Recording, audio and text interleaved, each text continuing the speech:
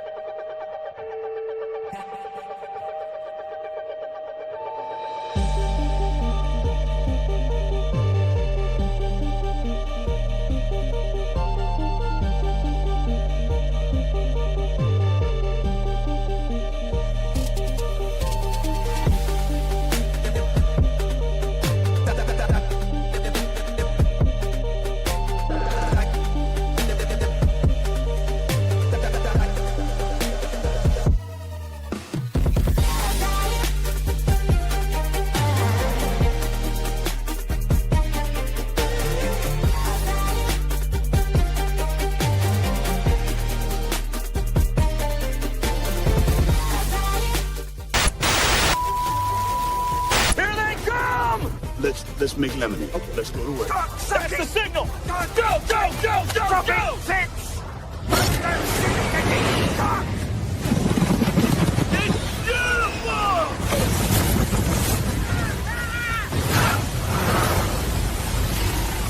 Mother Nature just pissed her pants, dude! Wake up and hit the ground running. It's The Rush, presented by Willis Auto, with Travis Justice and Ross Peterson bringing you raw, unfiltered, and unapologetic talk about sports, life, and everything else that matters. No filter, no fluff, just The Rush. Happy Wednesday, everybody. Welcome to The Rush Radio Show, powered by Willis Automotive. Good to have you along with us. Of course, Willis Automotive presents Willis Lexus. Excitement is building for the all-new 2026 Lexus ES redesign. Hybrids continue to be extremely popular, and Lexus is offering strong finance incentives. Now is a great time to buy. Start your buying journey at willisauto.com. If you're listening on the audio stream at therushladio.com, the Rush Radio Android app, or the TuneIn app, thank you so much. Watching on YouTube, hit that subscribe button. Give this video a like. And, of course, leave your comments in the comment section. You can always call the show at 515-517-2303 and follow us on social media. I haven't got to talk to Ross Peterson very much. Did your son get back last night? Is he back in his bed? He's back, dude. It was yeah, that was great. I got to pick him up. Haven't seen him for a couple of weeks. Haven't talked to him but one time in those couple of weeks. It was awesome. It was wonderful to see him. It was wonderful to see him happy, and he had an amazing trip. Yeah, it was so much fun. I giggled for about 45 minutes last night, from the moment I picked him up until the moment I laid back down in bed way later than I should have. But it was amazing. I'll have him come on and tell you about it, Trav. You got to see the kid light up, and it's so cool. He is he's on cloud 9, as you can imagine. He just got back from a magical trip. I mean, doing hikes to waterfalls. The entire trip was a marine biology trip, and he had worked really hard to get some special stuff when he got there. So he got to go out on the boat 4 or 5 days. He got to be there when they released the Nautilus into the water, which only about 5 or 6 kids got to be a part of that. He got to go and see the country's like parliament type area and speak to some of the. I was going to ask you, is Fiji its separate country? Separate country, yeah. Used to be called Cannibal Island, Trav. Okay, I didn't know that. Yeah. So I remember hearing about Cannibal Island, but I didn't know.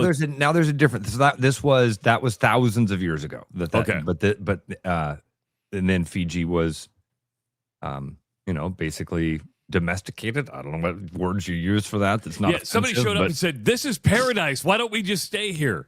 Yeah, right. And get people not to kill each other and eat each other. And then, he had an incredible trip. Got to meet several local kids. He did tell me a story that I was like, God, I'm so proud of him. He's like, he's going through all of his stuff last night. He's pulling out all of his gifts. The neatest thing that happened was when I got home, I said, your sister's really excited to see you. Like she's really excited. Why don't you go upstairs and wake her up? And so he came up and just went over and gave her a hug. And I turned the light on. I could see Audrey. She was asleep. And I said, Audrey, look who's hugging you. And man, that little girl, does she love her brother? It was really cool. She was like, Bubby, and grabbed onto him and squeezed real hard. And then he went through all the different gifts he'd got for his sister. And at one point he's taking stuff out and he pulls this hat out. And it's for an Australian rugby team. He says, we were at the hotel and there was another group of guys. And he goes, man, it helps to be chatty. It helps to be friendly to people. He said, I started talking to this other guy and he was from Australia. And he and I kind of became friends. And he asked me about living in Iowa, asked me if I was a farmer. I told him I wrestled. He thought that was really cool. He asked me if we played rugby. I told him that we don't really do that in Iowa. And he said, then on the last day, the team came up to him and they were like, hey, we actually have something for you. We had an extra hat for our rugby tournament and we wanted to give it to you. So he's got a rugby hat it's a really nice New Balance hat. And amazing memories, man. He got pictures climbing mountains and swimming in waterfalls and he tubed. They took a speedboat up and tubed back down the river that Anaconda 2 was filmed on. So I'm like, all right, so now we've got to watch Anaconda 2 so we can see some.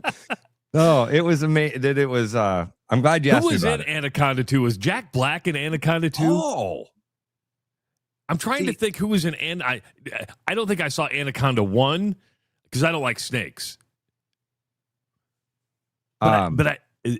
Okay, something really weird. I typed in Anaconda, okay? Yeah.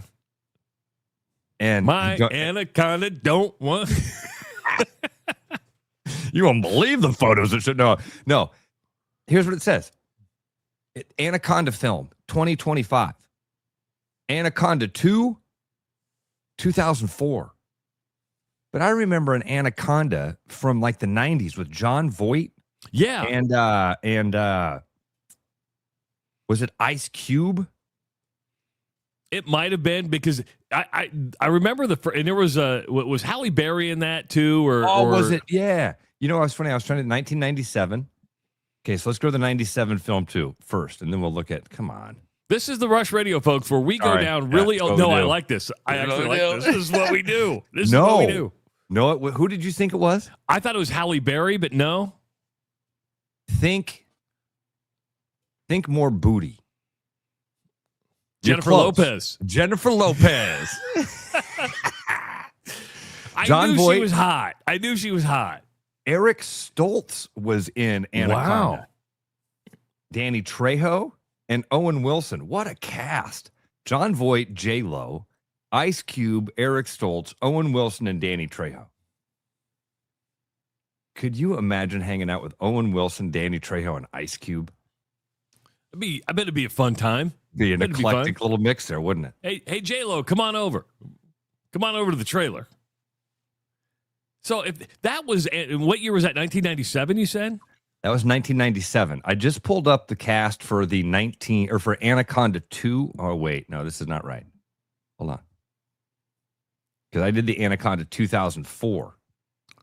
Which probably would have been same thing. It's Anaconda 2. I've never heard of any of these people. Johnny Mesner, K.D. Strickland, Matthew Marsden, Carl Yoon, Eugene Bird, Morris Chestnut. He looks familiar. I don't know any of the people. Anaconda 2, not star-studded. So how do you go from Anaconda in 1997 to Anaconda 2 in 2004 to just calling it Anaconda again in 2005? I don't know. I'm lost on that. Anyway, kid had a great time.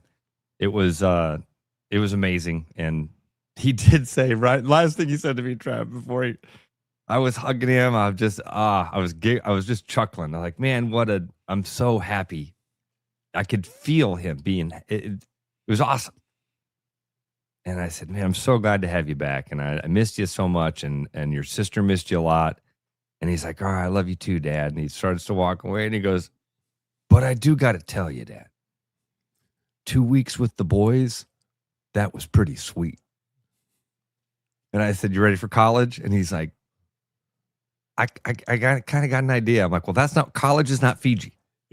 No, it's a 100 square foot dorm room where you're like living on top of each other. But you don't get to go to the beach. Yeah, but lifetime memory, man. Well, I think one thing that is very important. And that's why, if you can do this, if you're listening, if you can send your kids somewhere international, it creates a different feeling for different cultures, and will inspire them to hopefully travel internationally again. I mean, you didn't travel internationally till you went on your Camino, and now you've been to Ireland, and you want to keep doing that, right? Because there's something special about that.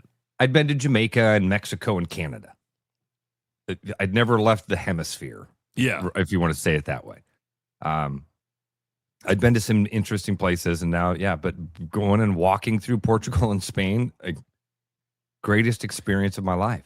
Greatest experience of my life. Does he have to go to school today? Yeah, he does. Oh. In fact, he has to get up. He's going to Ames to do a presentation today up at Iowa State University.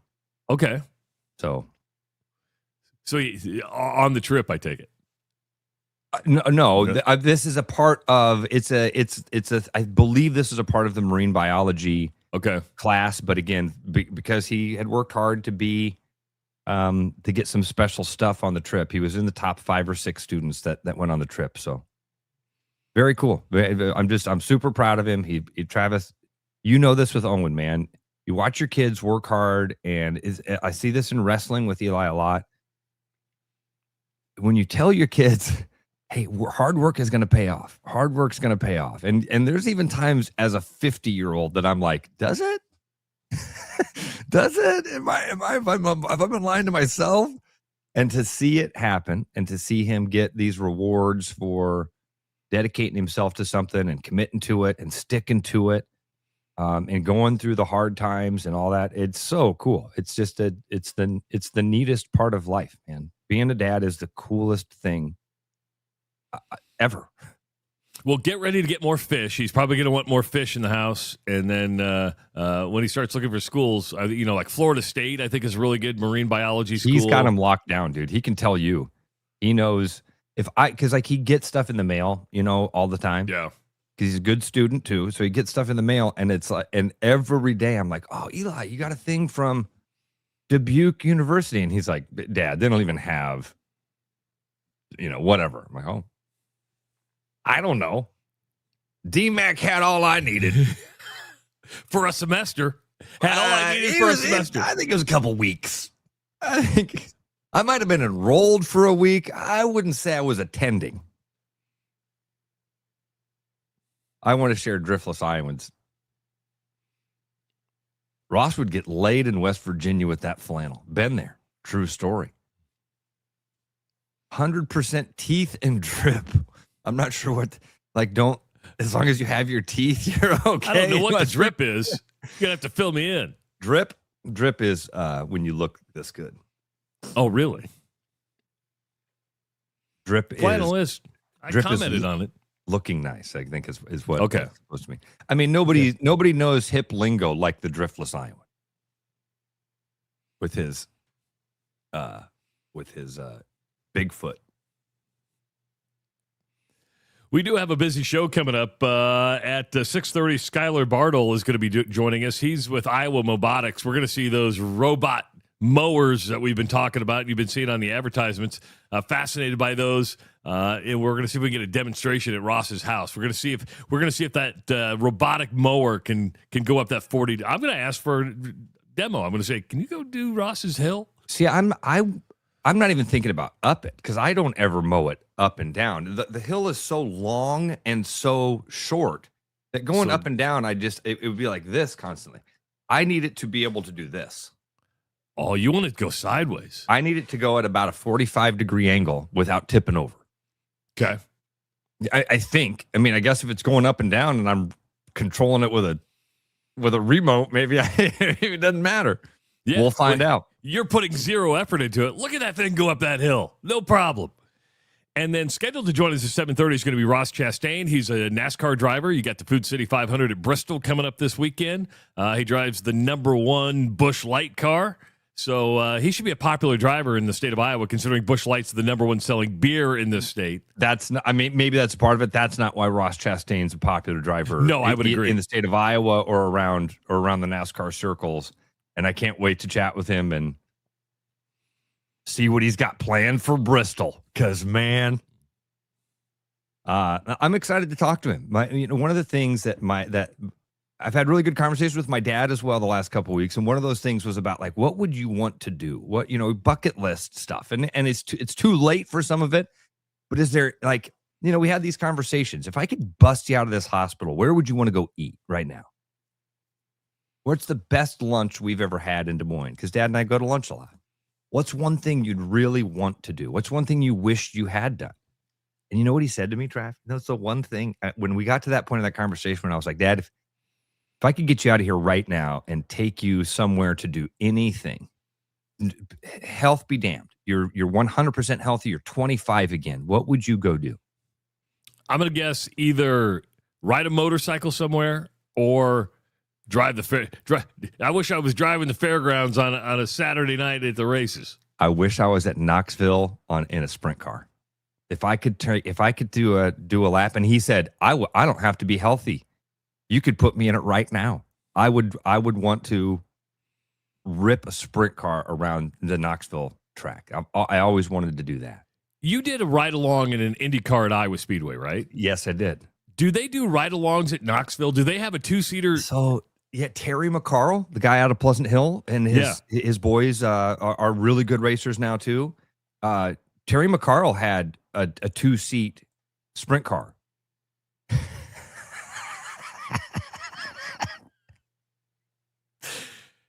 That's from The Office, right? Yeah. Or Office Space. And he's like, what would you do if you won the lottery? I don't know, man. Probably 2 chicks at one time. I had to throw that up there just because you were talking about what would you do? Yeah, that was his thing. And I've even thought about like, oh man, I wonder if I could get him in a simulator even. You know what I mean? I wonder if I could get somebody that has one of those really cool simulators and just get him in that to tool around. Because I mean, I've got the Tony Stewart, that PlayStation 3 game. That's not a simulator. No, it's not the same. It's not even. I mean, it's neat, but it's not the same. I steer it with my thumb, and no. You're talking about one of those simulators that like you sit in the cockpit and you've got like 5 video screens around you to where it gives you that like 3-dimensional experience, like you really, really drive. Where probably Ross Chastain learned how to do that video game. That's exactly what when I saw that we were interviewing Ross Chastain, that was the first thought to my head was like, oh, because I think I remember him saying something to that effect. He obviously did that move in video games, and that was where it came to mind. Where he says, I'm just going to hold the pedal to the floor and I'm either going to see the checkered flag or Jesus. Yeah, because they said he was going 130 miles an hour up against the wall, and then it wasn't illegal at the time, and then the next year, because people complained about it, they're like, yeah, you can't do that anymore. And if anybody does it, it's going to be a time penalty. But when everybody's going to start doing it. Yeah, you're like, we can't have everybody going 130 miles an hour. One of you guys just going to rip through the wall. We can't do it. Oh, man. Well, you could take your dad to Travis Kelce and Patrick Mahomes' restaurant in Kansas City, Ross. The 1587 is the name of this restaurant. Well, it's where can you tell me? I'm just curious. What's the 1587? That's their numbers. Duh. Dude, I'm such an idiot. I literally, my first thought was, I wonder if that's the address. I'm pretty dumb. 1587 Crown Plaza, Kansas City, Missouri. Come up with a better name, 801. So they're kind of in the news because a TikToker decided to visit the Patrick Mahomes, Travis Kelce steakhouse. Her and a friend, because he was going off on a military deployment, and she went there and complained about the service. The service was horrible. The prices were horrible. The quality was horrible. It's gotten like 600,000 views on TikTok. But when she was two people, how much would you think a two-person meal would cost at Prime?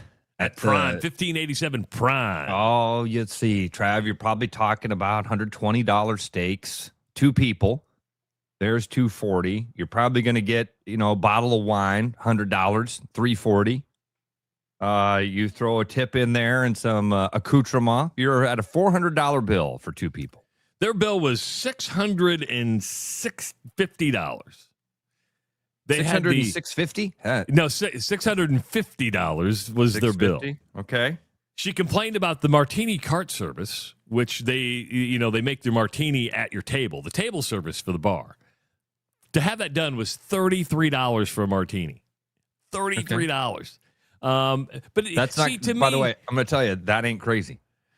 Well, to me, it's crazy. Like, I went out to dinner last night, and Anjanette goes, "Do you want any alcohol?" And I'm looking at the list, and there wasn't a mixed drink for less than $15. I said, "You know what, sweetie?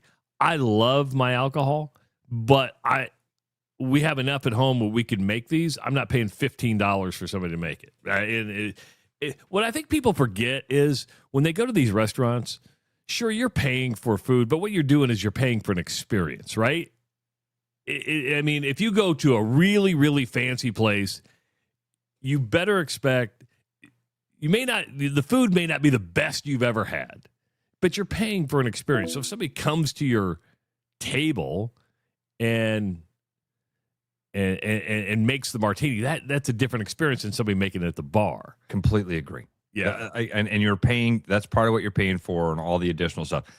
I'm not saying I'd encourage people to buy $33 martinis. That's not, but if you're going out to a really fancy restaurant, a place, I mean, come on, a pretentious name, 1587 Prime, then buckle up, man.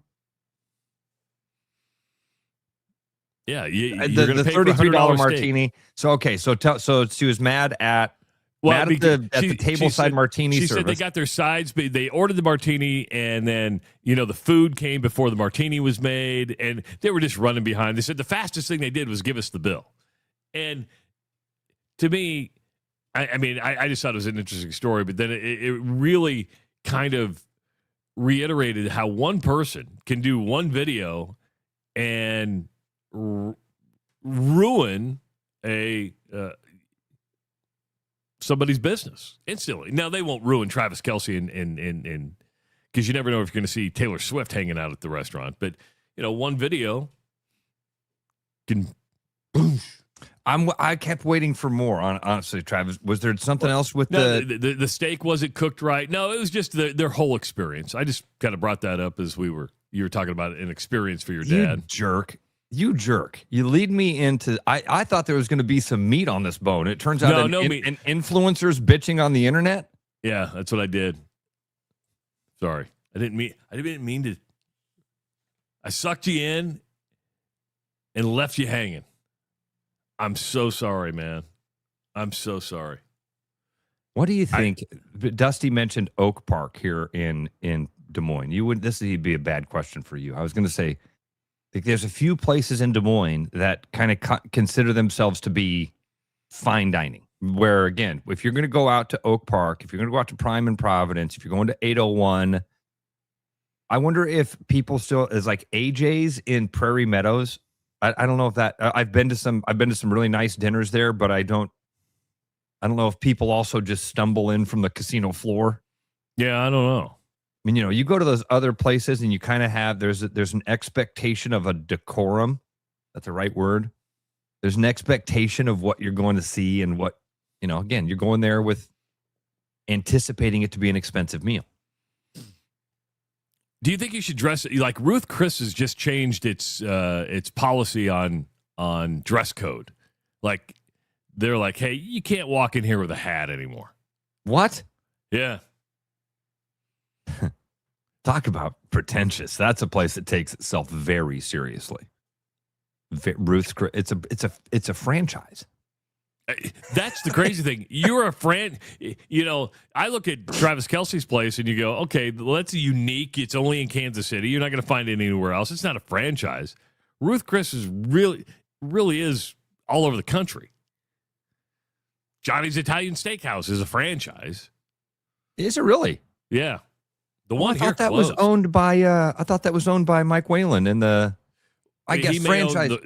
Franchise that you can have a local owner, but it's still you're paying a franchise fee. I thought that Mike Whalen and the Heart of America Properties were the ones that started Johnny's, and it was like a family owned.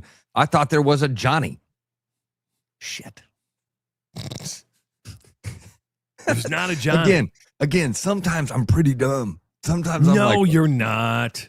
So like last night, I drove down to the airport. Skips there on Fleur. Is there a Skip? Probably not a Skip. There's probably not even a Wendy, is there? No, there was a Wendy. I feel bamboozled. There was a Wendy. Dave Thomas screwed me up, though, dude. Because when I was a kid, when I was like 15, was when it was like, Dave Thomas never went to college. And I was like, see?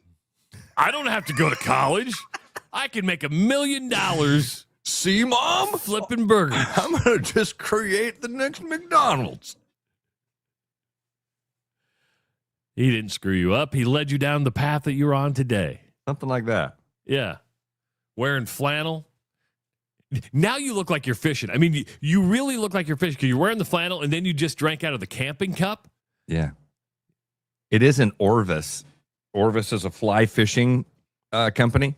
Yeah. And it's an Orvis flannel. So it's very much a fishing flannel. Makes me feel like more of a man. Makes me feel very outdoorsy. Makes me feel like I've been watching guys clamp wood. You're such a jerk. You're such a jerk. I sent you a picture of the clamps yesterday. I had fun talking to Dad about that, just so you know. Good. Did he laugh? He did. Good. He didn't laugh as hard as I did. But it's my pretentious flannel, as Kalen says.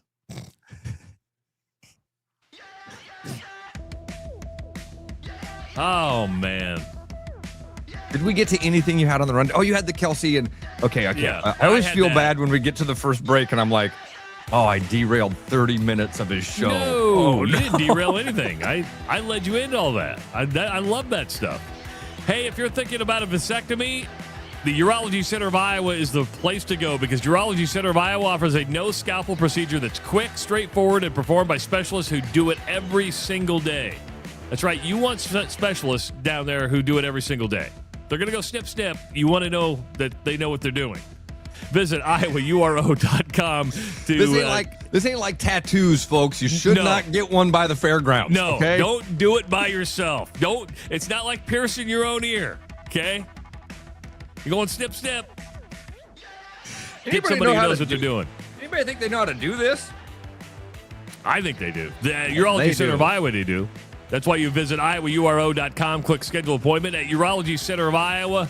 We see you. It is the Rush Radio Show powered by Willis Automotive. The Rush Radio is now on the free TuneIn app. allowing you to enjoy the show on Apple products and Android Auto. Download the free TuneIn app and search The Rush Radio to take Travis and Ross wherever you go. With the Iowa Lottery's new Millionaire for Life game, you could win $1 million a year for life. That could make you a My Dream Job is No Job millionaire, a front row tickets to every show millionaire, a hire a personal glam squad for you and your bestie millionaire. Yep, a little further. Or just to never run out of your favorite pickles millionaire. With Millionaire for Life from the Iowa Lottery, And these. you can change your life for life. Play today. When you work with a company like Mr. Electric that goes above and beyond and makes the customer their priority, that is just a real joy to encounter these days. It was a fairly complicated project and it was intimidating. They made it look so easy and they were very professional, very clean folks. They thoroughly explain what they're going to do. It's clear that they're experienced and that they know what they're doing. Having professionals out there that can do that for me, that gives me a lot of peace of mind. Keep your edge with Body Armor Sports Drink. Bold flavors, electrolytes, and hydration that goes the distance. Grab Body Armor before the grind, during the game, and after the win. Body Armor Sports Drink. Hydration that's real and better for you. Pick up Body Armor Sports Drink on your next grocery store run or convenience store trip. My name's Gary Presnell, and I'm a residential home mortgage banker for Northwest Bank in Des Moines Metro Market. I've been financing people's homes for over 25 years, and I'm an expert in financing VA loans, FHA loans, IFA loans, and new construction homes. This is my cat Norm. Norm knows basketball, but he doesn't know mortgage. And that's where I come in. There are a lot of Tom, Dick, and Norms out there doing loans. So don't just trust anyone with your home loan. I'm your local, trusted, experienced expert. Please call me. I would love to help you. Call Gary at 515-975-6767 or find his profile at nw.bank. Member FDIC Equal Housing Lender. Spring is upon us. Birds are chirping, flowers are growing, and the temperatures are rising. But that also means rain, pollen, and humid summer days. Now, we can't really do anything about that when you aren't in your car, but for when you are in your car, we are offering our Fresh Spring Special package. For the month of April, you can get wiper blades, an engine air filter, and cabin air filters with the FrigiFresh treatment for 20% off retail. Shake off the winter and throw open the shutters at LandRoverDesMoines.com. Hi, it's Noel. If you're thinking about popping the question, start with a jeweler you can trust. At Fiscus Jewelers, we offer the largest inventory in Ankeny, featuring stunning engagement rings and rare and forever natural diamonds, pre-screened with advanced technology. If you don't see exactly what you're looking for, we'll custom design it together, and our CAD drawings are always free. And when it's time to say I do, don't forget the guys. We offer the largest selection of men's wedding bands around. Fiscus Jewelers, your jeweler for life. Back to the Rush. Strong opinions, weak filters, and just enough sense to stay on the air. It's the Rush Radio Show, powered by Willis Automotive. Welcome back to the Rush Radio Show. If you're looking for the best selection of spirits in Iowa, look no further than Central City Liquors in Des Moines.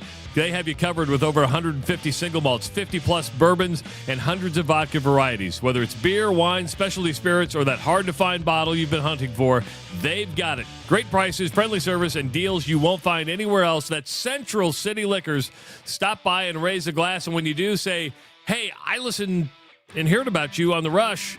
They're going to have you put your name down, your email address, and then you're going to be registered for a weekly drawing that we'll do tomorrow here on the Rush Radio Show. And puts you in the running. If you win, you get a chance to buy.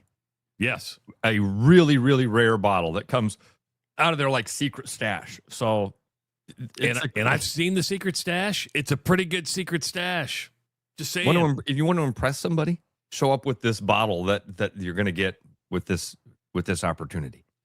You know, we have a lot of fine advertisers here on the Rush Radio Show, and we have a brand new one called Iowa Mobotics. And I know a lot of people have noticed the commercials that have been running during the show. They're like, what is this thing? It's like a tank that's mowing your yard. And I'm like, yeah, that's pretty cool. And joining us now from Iowa Mobotics is Skylar. Am I saying Bardole right? Is that correct? Yep, just how it sounds. Bardole. Oh, you got it. Oh, you sound good. You got a good microphone. What's up, Skylar? How are you, man? Yeah, I was so excited to use it. Yeah, I'm great, guys, this morning. How are you? Good. It's fun to play. It's fun to play with new toys, man. And I think that's what your commercial, when we see it, that is something. I hate to be sexist and say it's such a guy thing, but man, I feel like Tim Allen a little bit when it comes on. I'm like, oh yeah, what's that? I want to know more about the Mobotics. Let's just start from the very beginning, man. How did this start for you? Tell you what, it was probably the best accident in the world. I was sick of mowing my yard. I just couldn't keep up. And then I tried to buy one, and one thing led to another. I said yes one too many times, and then all of a sudden I was selling them. And that is like the true story of how I just literally fell into it. So I started selling them for a company, and then that was in 2022. And then by late 2024, I went out on my own for Iowa Mobotics, and it was once again just kind of like the best thing that kind of ever happened to me. And I've been running around with my head cut off ever since. So right. we're looking at one right now. What is this? Just like one version? How many different versions are there of a robotic lawnmower? Yeah, so there's more than you think. There's a lot of different brands out there. Right now, you're looking at Segway, like the scooter. They also have mowers. Their brand there is called Navimo. And the real cool thing about Segway is they started with bomb disabling robots. And they're like, this doesn't scale very well. What do we do with this tech? We got this camera that can see stuff and do everything. And then so they threw all that into a mower. And that's kind of the product there. And they work great. But so I personally, at Iowa Mobotics, we sell Segways. We sell Yarbos. That's one that looks like a tank that's running in the commercial right now. And then also Sunseeker, and then a mower called Nexmo also, which is kind of the commercial brand of it. So there's a couple different ones. I've dealt with some that aren't very fun to deal with. And that's why I sell the ones that I do. And I try to stay away from the problem ones. And that helps everybody stay happier. So with those like 4 different types or 4 different brands that you offer, is the idea there, Skylar, that you are for different jobs? Like, do some of them, do you control? Do some of them work like a Roomba where they just kind of do it on their own? What's the difference between those 4? Some of them, you said one of them is built for more of a commercial use. Yeah, absolutely. So the 4 brands that I have, they all do different things better. So my philosophy is like, I'm going to take your property, whether it's a commercial lot or your house or a residential area, and I've got these puzzle pieces, and I can fit the best one there instead of saying, hey, this is my puzzle piece. We're going to just shove that into your yard and make it work, because it just doesn't happen that way. So they are all autonomous. So they're set up. You set them up. I also do installations as well. I try to do as much or as little as what people want me to do. So I give them options. But once it's set up, I mean, you control it from your phone on an app. You can tell it to go out and mow, or you can just say, hey, I want to mow every Monday, Wednesday, Saturday from 8 a.m. to 6 p.m. And that's the only times that it'll ever go out.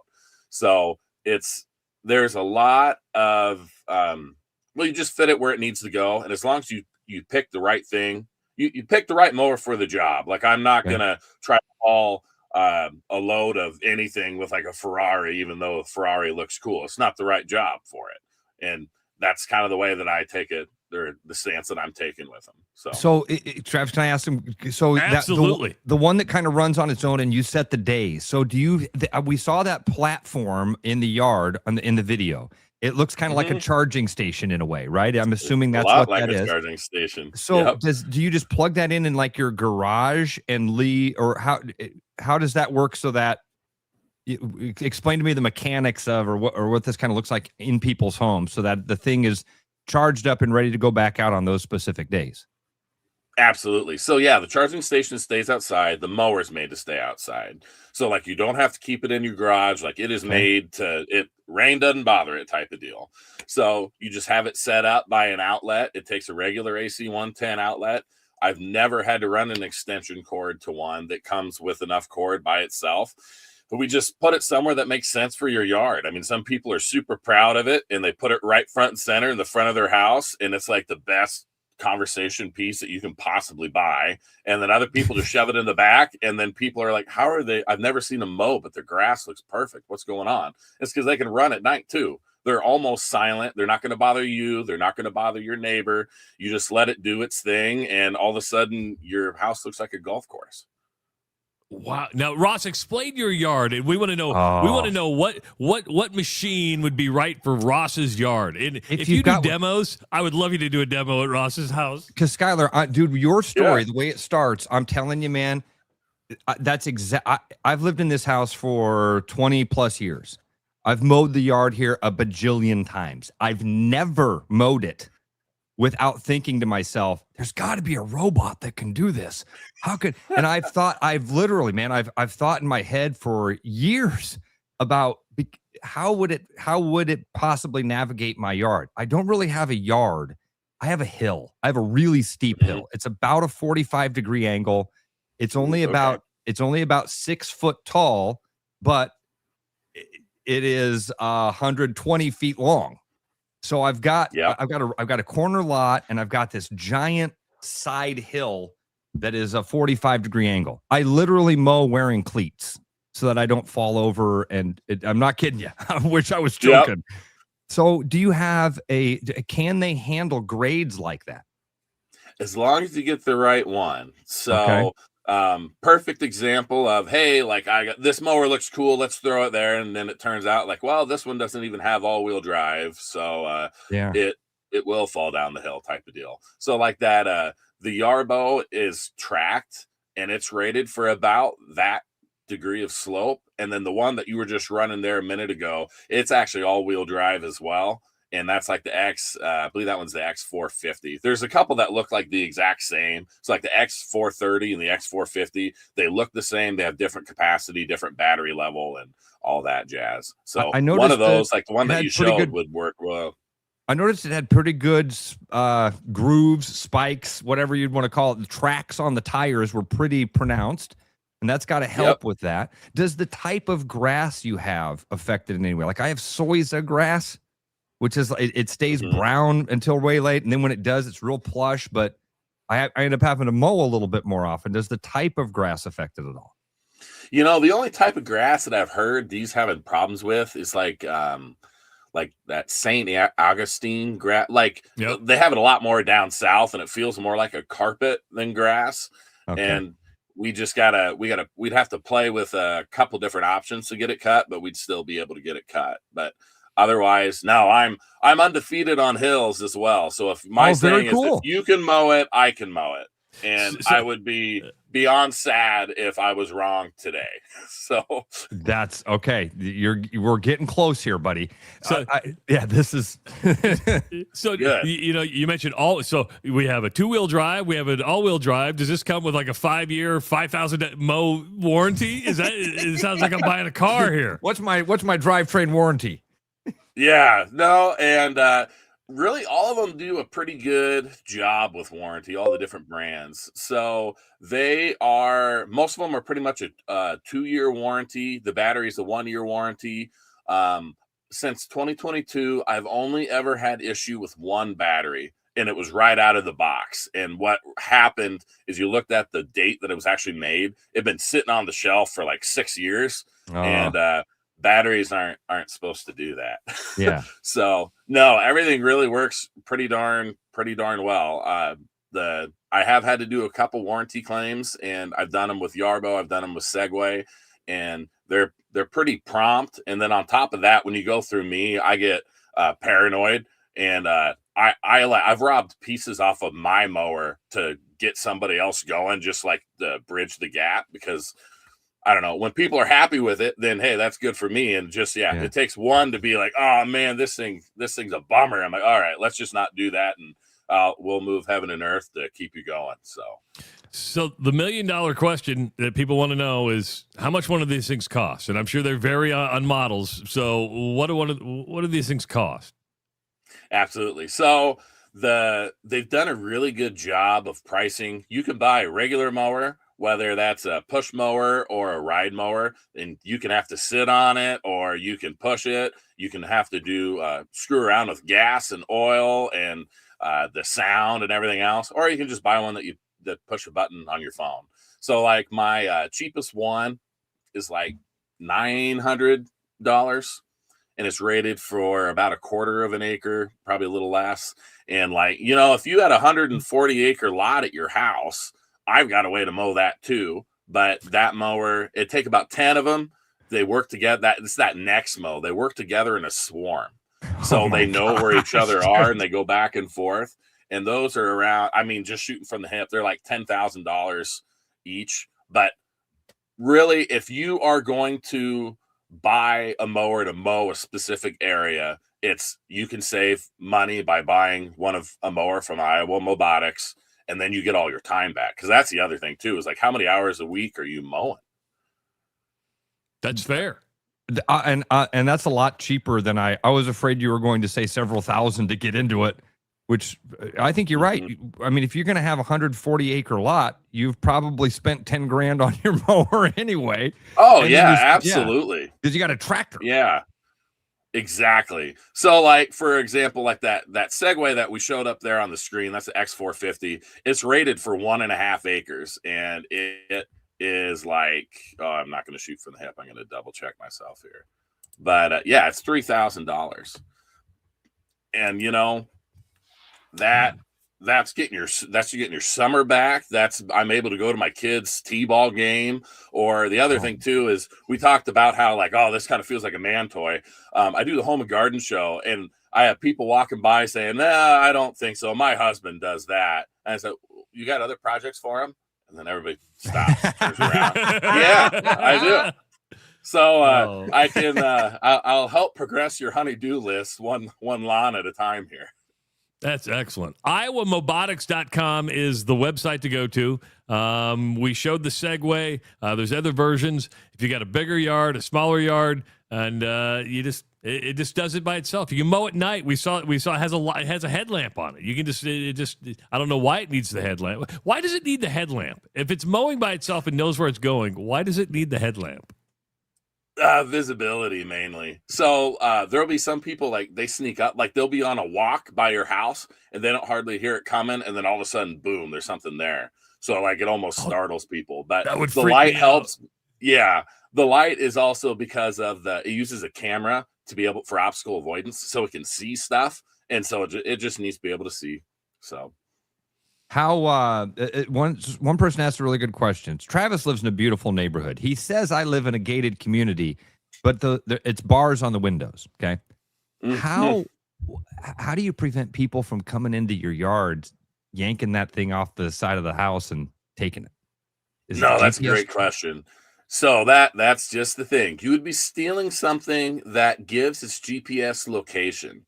And I've not stole something before, but I don't think that would be where I start to know exactly where it's at. Very nice. It's got GPS tracker. Okay, cool. Yes, but the bigger thing with it is it's a worthless thing to steal. So you'd have to steal the mower, the charging station. There's a reference station that goes with it. So that's how it triangulates its position. But then it's also it's also specific to you and your account. So if I don't have your username and password, I'm never going to get into it. Okay. All right. That's cool. They're just a worthless thing to steal. Nice. That's a good one. Okay. How about this? What's the next evolution? So like some people were talking I have weeds also, right? Is there is the next generation of this thing? I can add fertilizer to the back of it, or I can, or it aerates my yard while it does it, or something like that. Yeah, absolutely. So Yarbo, it stands for Yard Robot. That mower can come off, and it has a snowblower attachment. So winter comes, you go ahead and put that sucker on there. You got to stay in bed when it's negative 20 degrees, and then your drive's just clear. And then it also has other attachments too that they're working on. And one of them is like an irrigation one. They have a dry spreader one they're working at. So whether you want to spread salt or dry fertilizer. And the Yarbo also has a 3,000-pound towing capacity. And what that does is so you can pull an aerator or other things through your yard. So now this is pretty cool. So you get on your phone, you say, follow me. and it will follow you around your yard. You can hook up a garden cart to it. You can be picking up sticks. You can be picking up leaves, and you're just throwing stuff in there. It's pulling it. And just to be extra ridiculous, you can hook it up like a Bluetooth speaker. And so you could be listening to your favorite music as that thing just pulls along and does its thing. So, yeah, there's the future is now. Totally weird. But another person asked. And because now you say it can pull 3,000 pounds.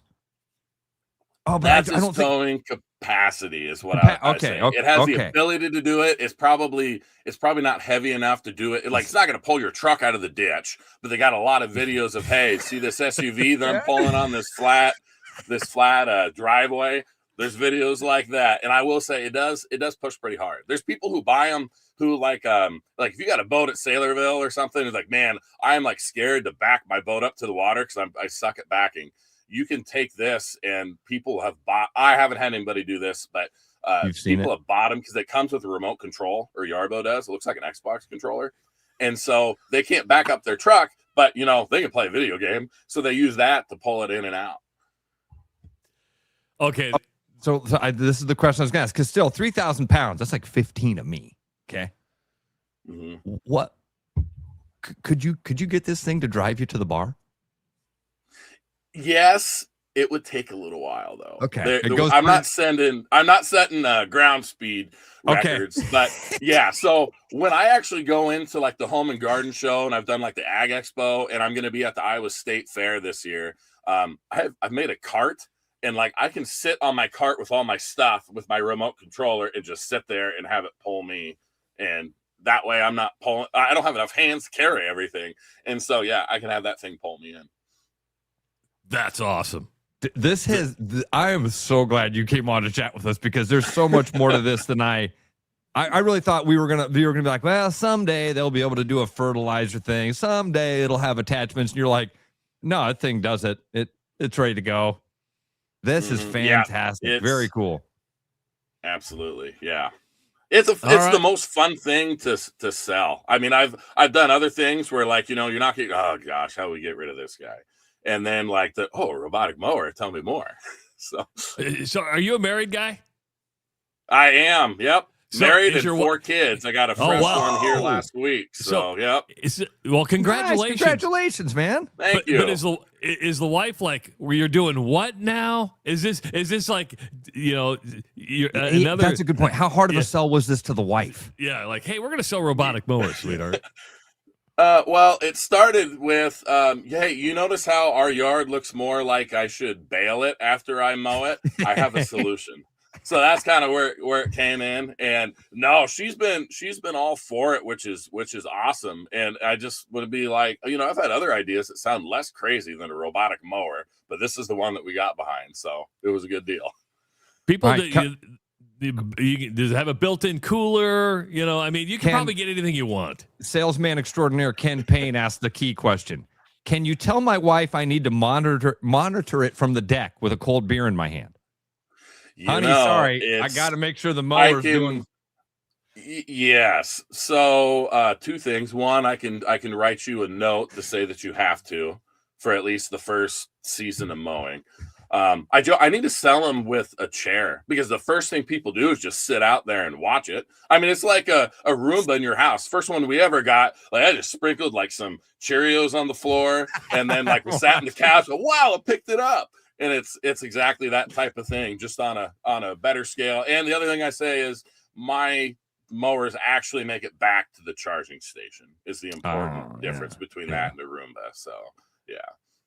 Yeah, how long we've got a Roomba in the house. My wife loves the Roomba. That thing's running all the time, because I got a dog that sheds, and that thing runs all the time when we're gone. Yep. I got rid of the Roomba. Yeah. I mean, I just have hardwood floors. It was just it was actually quicker for me just to sweep. Yeah. Well, that's fair. And my girlfriend would say, "You sweep?" He doesn't fold laundry, but he sweeps. I fold laundry when it gets bad. So, is it only buying on? You don't have a store run, I take it. So you, I actually do in Jefferson. In Jefferson. So really? Yes, sir. Yep. I got a storefront there. Actually, we just purchased the building, and it's going to take some TLC, but we'll have a permanent home there and downtown Jefferson on the square. So yeah, that's the other thing. Cool. So I have a showroom, or I call it a showroom. It's really my booth. Like when I go to like the home and garden show and stuff, I have it set up. And so if people want to come in and like, okay, like what is a mower? Let's start there. And that works pretty well. I do by appointment only right now, just because as cool as mowers are, there's not a lot of window shoppers who like just accidentally buy a mower one day. Type it. Unlike me, this is more of a planned decision for most people.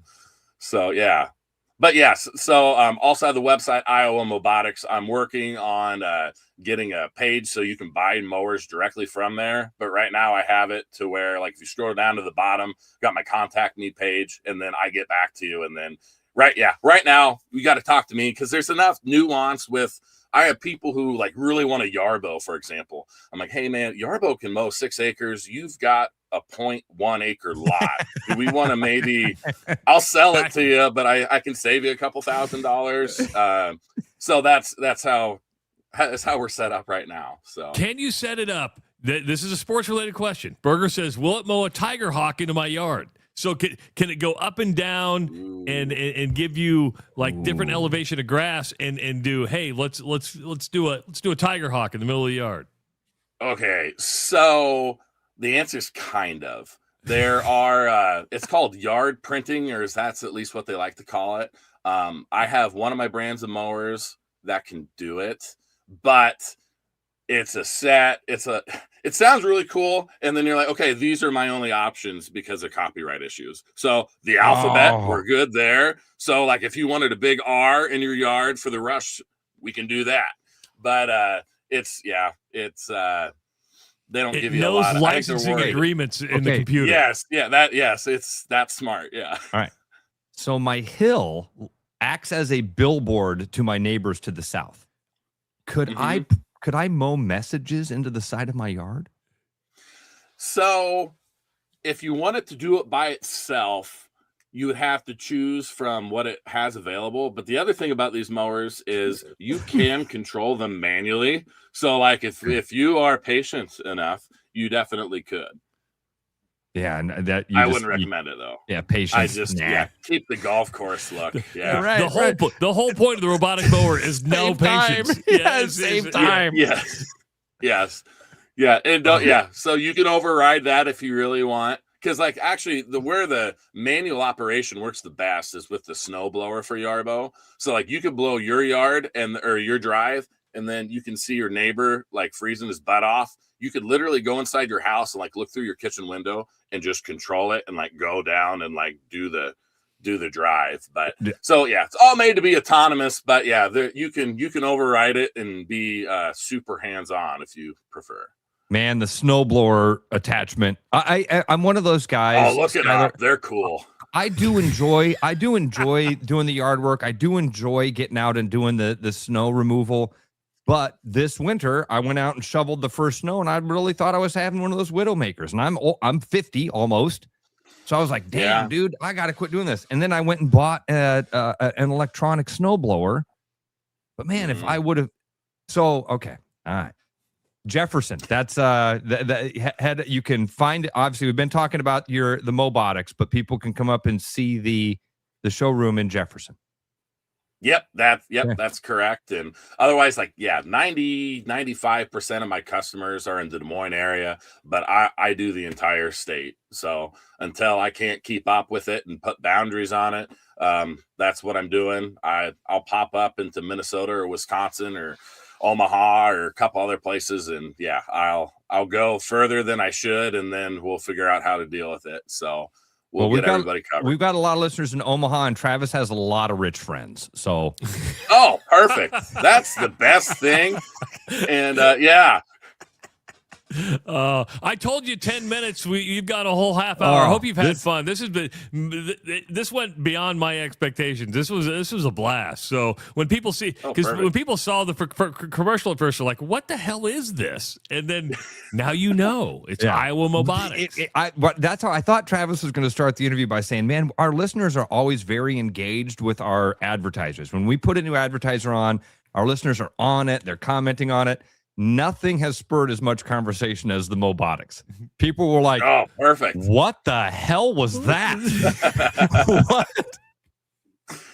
Yeah, that was my first response when I saw one, and that's the only way I knew about him. Is I was in college. I went to Central College in Pella, and my girlfriend, who's now my wife, was in Indianola. So I spent in Simpson. So I spent more time in Indianola than I did in Pella. But somebody had a robotic mower on my way there, and like I cranked my neck around every time and like slow down. So that's how I knew about him. And yeah, that's kind of how it goes. But no, I'm absolutely thrilled. And yeah, let me know anytime. I'll come back on anytime you want to talk about robotic mowers. And yeah, we'll just keep it going. But no, I really appreciate it. There you go, Skyler. Now you're nailed. That Pella money, a lot like that Omaha money. Oh, yeah. Stop it, Ross. Skyler, thanks so much, man. Everybody, if you want a robotic mower, just check them out. Go to iowamobotics.com. Super cool. And the snowblower attachment, don't forget about it. Don't forget about it. It's a seller. Yeah, Google it. They got pretty cool videos. So hey, and thanks for jumping on and supporting our show, too. We appreciate it. Very much so, sir. Absolutely. Thank you guys so much. Right. And yeah, let me know. I'm happy to come back anytime. So, and I'm going to look forward to tracking you down at the fairgrounds too, man. Hopefully we'll get some folks come up to you to chat with you when you're at the fair this late this summer. Yeah, that would be great. Yeah, looking forward to it. Cool. All thanks right, a lot. See you later, man. Thank you. Appreciate it. Thanks, guys. 515-517-2303 is the number to call. That was fascinating. I love the origin story of I was thinking about it. I got into it. I made it my business. Sweet. That's awesome. It wasn't, I saw a sales opportunity. A guy told me I could make money doing it. Now I sell robotic mowers. No, he's like, I wanted this. I'm doing about it. And you feel that. It is the Rush Radio Show powered by Willis Automotive. The Rush Radio is now on the free TuneIn app, allowing you to enjoy the show on Apple products and Android Auto. Download the free TuneIn app and search The Rush Radio to take Travis and Ross wherever you go. With the Iowa Lottery's new Millionaire for Life game, you could win $1 million a year for life. That could make you a My Dream Job is No Job millionaire. A front row tickets to every show millionaire. A hire a personal glam squad for you and your bestie millionaire. Yep, a little further. Or just to never run out of your favorite pickles millionaire. With Millionaire for Life from the Iowa Lottery, And these. you can change your life for life. Play today. At Iowa Floor Covering, we believe great floors start with great service. Whether you're looking for a plush carpet, durable LVP, timeless hardwood, stylish laminate, or beautiful tile, including custom tile showers, we'll help you find the perfect fit. No pressure, no pushy sales tactics, just honest guidance from a team that listens. DIY Weekend Warrior, we've got the products and advice to set you up for success. Iowa Floor Covering, floors you'll love from people you can trust. There are a lot of reasons to want a self-driving mower from Iowa Mobotics. Being automated gives me more time to do my hobbies. I travel so much for work that I don't have time to take care of the lawn, but I still care about how it looks. And I'm just lazy. Gives me time to work in the wood shop instead of spending it on the mower. It works in my schedule. And I just really hate doing it. No matter your reason, with Iowa Mobotics, spend less time mowing, more time living. Boy, howdy, we love spring. Flowers, nature coming alive, pollen, bugs, rain. Wait a second, those last three things aren't great. If only my Volvo had new wiper blades, engine air filter, and cabin air filter treated with FrigiFresh. Wait a third, that's the fresh spring package available at Willis Volvo Cars for 20% off retail during the month of April. I better go online to Willis Volvo Cars to schedule my appointment, and you should too. Your house wasn't built for bats, birds, or raccoons, but try telling them that. At Bats and Bugs Pest Solutions, we've been helping Iowans take back their homes for over 20 years. We use cost-effective, eco-friendly methods to solve wildlife and pest problems the right way. Whether it's bats in your attic, birds in the vent, raccoons in your chimney, or moles in your yard, we have long-term solutions. Call Bats and Bugs Pest Solutions today at 515-218-3400, and let's make sure your home doesn't become their home. Start spreading the news, 'cause it's time to buy booze, and there's only one place to be. You can see all your friends, the good times never end, unless you're just loitering.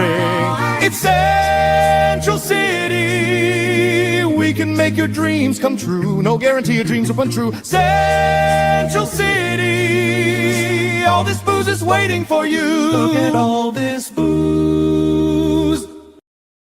Game on, keep your edge with Body Armor Sports Drink. Bold flavors, electrolytes, and hydration that goes the distance. Grab Body Armor before the grind, during the game, and after the win. Body Armor Sports Drink. Hydration that's real and better for you. Pick up Body Armor Sports Drink on your next grocery store run or convenience store trip. Like a rash you thought was gone. Travis and Ross aren't contagious, but they are addictive.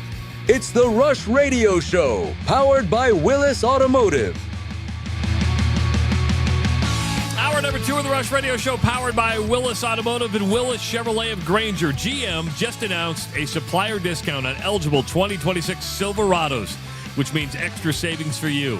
Looking for a truck? Don't miss your chance to save on new Silverados today at Willis Chevrolet of Granger. Start your buying journey at willisauto.com. If you're listening on the audio stream at rushradio.com, the Rush Radio Android app, or the TuneIn app, thank you so much. Watching on YouTube, hit that subscribe button, give this video a like, leave your comments in the comment section. Always call the show at 515-517-2303 or follow us on our social media channels.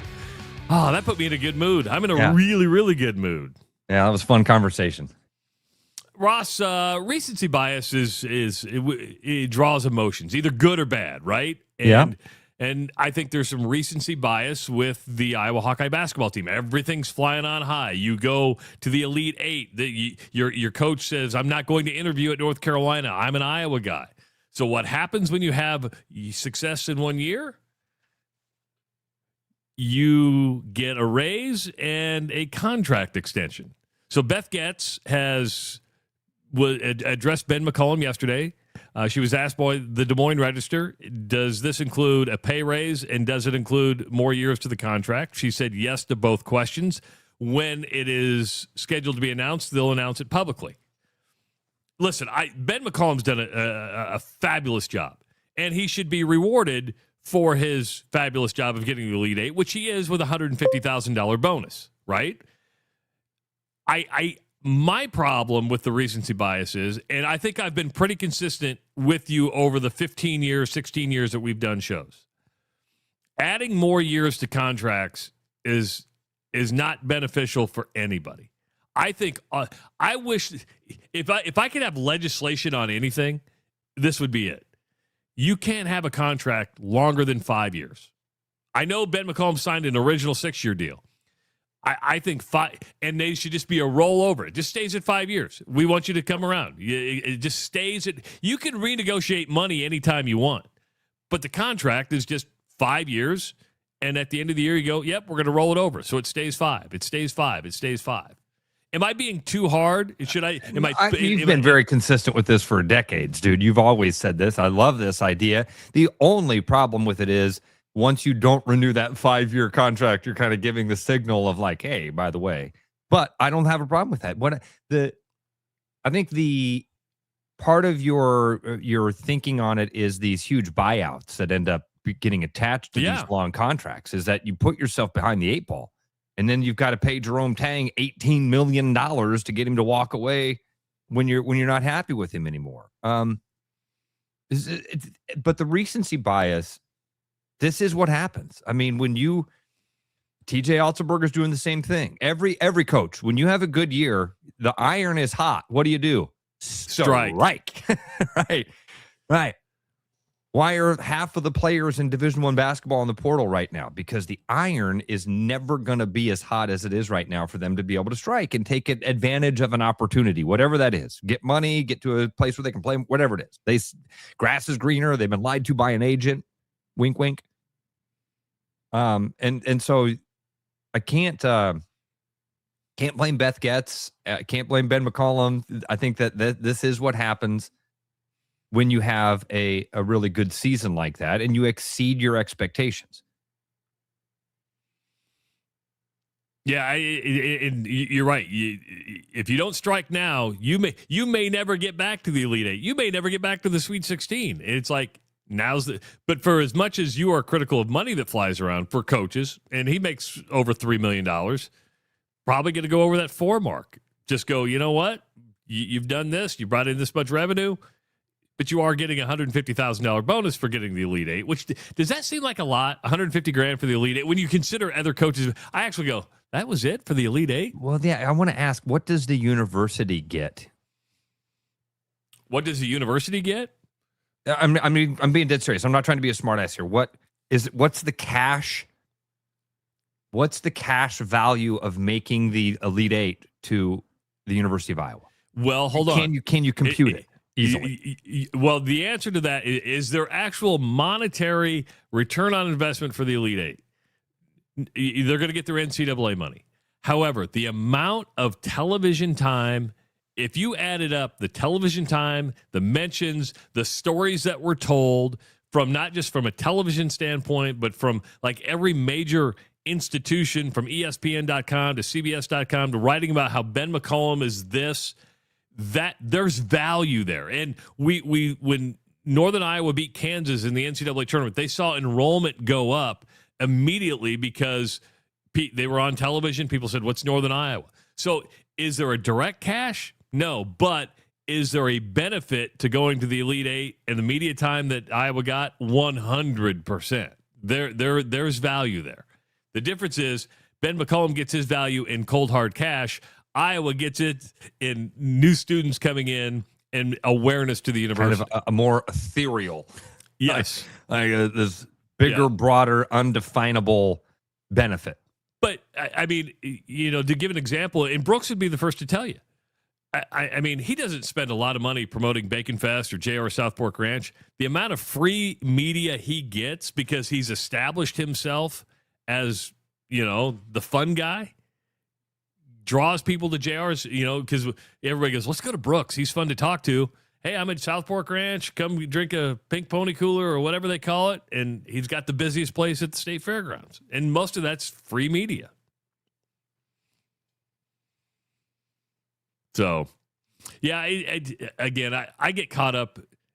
Little things bother me and contracts bother me. When I see 8, 9, 10-year deals, I just you don't know what you're doing. You do. I agree. I agree with you, and I do think that I'd be okay with state institutions having some sort of rule on that. That says you can't have a 10-year. The problem with it is not the length; it's the buyouts. That's where it gets people in trouble, I think, and I do believe that's always been a part of the math that you're doing there. Yeah. Well, in Mississippi, and I think it's changed now because of the Lane Kiffin situation. But for the longest time, I don't think coaches in the state of Mississippi could have contracts longer than 3 or 4 years. That was a state law that it is a 3 to 4 year contract. That's just what you got. And then you could roll it over every year, but they didn't want to be locked into those long situations. Speaking of basketball, Iowa finishes number 15 in the final Associated Press poll. Iowa State finishes number 8. Of course, Michigan finishes number 1. Right after the game ended, the transfer portal opened. 1,500 players on the men's side in the transfer portal right now. 1,500. How many Division I players are there? Probably, I don't know. Well, there's 3. Well, let's do this. There's 305, 308 teams, something like that. Take that times 12. What is that? I'm just using a roster of 12. I'm just going to Google how many D1 basketball players are there. 10,000. Oh, no. What? Give me the stat you gave me again in full there, Travis. I'm so sorry. So I was just thinking there's what 300. No. Give me the thing on the stat you gave me. How many players are in the transfer portal right now? 1,500, unless it's gone up. And that's men? That's men. There's like 11 to 1,200 on the women's side. The 10,000 number is men and women's Division I basketball players. There are 5,607. Again, just quick Google search that, and we all have learned AI can be really bad, really bad. The quick Google search in the AI overview says men's Division I basketball players 5,607. Travis, that's 30%. 1,500 is 30% of 5,000.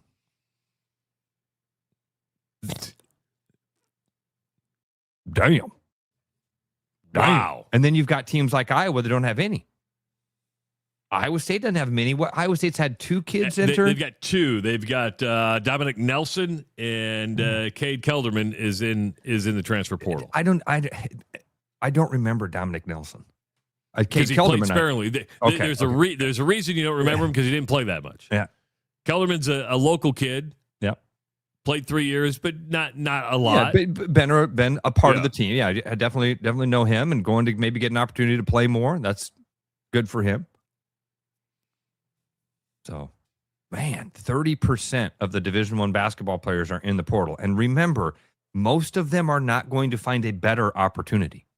And we've tried to do this math with football before, and the same thing's going to apply to basketball. Several of those kids there's this, the kids from Pacific are going to be playing at Ohio State, and the kids from Ohio State are going to be playing at Pacific. It's like a trade happening in the portal. Yeah, it's like you're not good enough at that institution, so you got to take a step down. Looking at Cade, I'm like, go to Drake. You play at home, go to Drake, or go to UNI. Some of those guys might be going to UNI. There's some familiarity there with the head coach. Berger asks, "Hey Travis, in your rollover contract plan, does the buyout diminish or stay the same?" Well. Ooh. Here's what I would do is that, if you're fired after year 1, you're owed 75% of your contract. If you're fired after year 2, you're owed 50% of your contract. It diminishes as it goes down. That's what it should be. This is where things get really tricky because, man, the position you don't want to end up in, even though you and I both said, with Ben Jacobson, 20 years, you've given us what you can give us. Thank you so much. See you later. But, man, you do want to be in a position where if you're Jamie Pollard and North Carolina comes to snipe TJ Otzelberger, or you're Iowa and they come to snatch Ben McCollum, you got to be able to say, what's in it for us? We're the one who paid this dude the last couple of years. So there's got to be it's complicated. I hate the buyout thing for getting fired. I love the buyout thing for if a team is going to come and snatch your player or your coach, they should have to pay you. And I think that should be a part of this next portal evolution.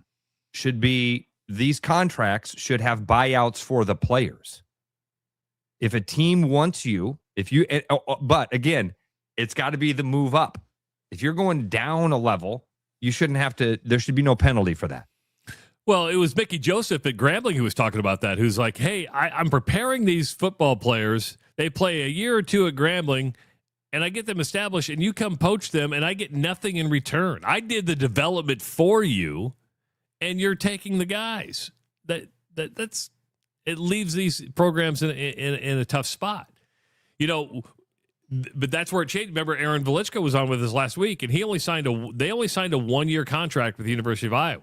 So if you're going to sign deals and you want money in return, it can't be a 1-year deal, because once that expires, you're not working with a contract and you're a free agent. Now, if you have a 2-year deal and you want to get out, well, then you're going to have to, right? Much like, was it the Washington quarterback who signed his contract, then said, hey, I'm going to go to the transfer portal, and they said, okay, well, you owe us money. And there's more of those happening. You know that? Yes. There's been a couple more that have popped out too. Hey, Kyle wrote this in. Cade has a no contact tag, which means he probably knows where he's going to go. Oh, okay. Meaning, if he ends up at Northern Iowa, don't be shocked. Meaning, or Kyle Drake, Green's- or I see what you're yeah, I didn't yeah. I didn't realize what I didn't realize what exactly that meant. It basically means he's made up his mind where he's going. Yeah. Don't contact me. I know where I'm going. I just had to enter the portal so I could go to where I wanted to go. Here's a good way to look at it. Mid-majors becoming the public housing of athletics. Yes. Mid-majors are becoming the public housing. Well, can you walk me through that? Well, you get to live there for a little bit in hopes that you get out to a better place. Okay. Gonna go to a better place. Drake and you and I are welfare? Well, I mean, we're going to help you out here for a little while. Get you back on your feet. Get you back to that big boy level. Yeah. I'm not pushing back on it. I just I hadn't thought of it that way. it's kind of depressing to think of it that way, actually.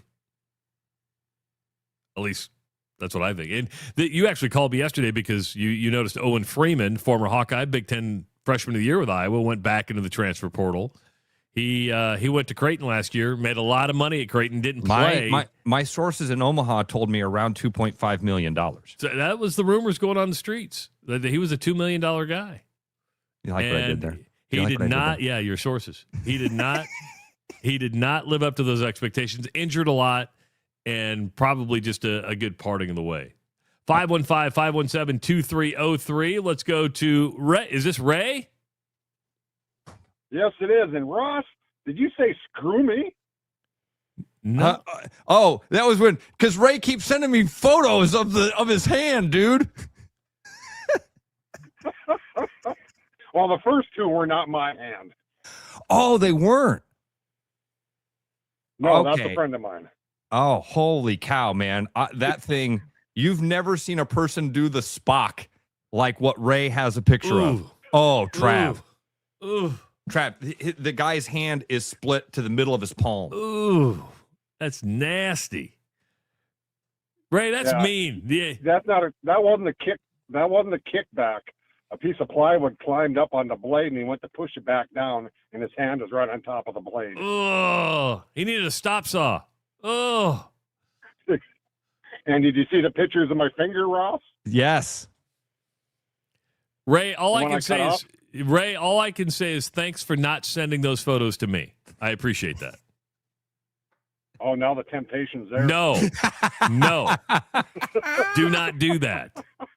Please do not do that. I also saw Ray the other day was out in the truck, and we had Coach Stepsis on, and he got a text from his wife. Damn, Coach is hot. He's like, I gotta get this load delivered, get back home. I got a text. She goes, the coach is smoking hot. So you got the wife watching the show now too? Oh yeah.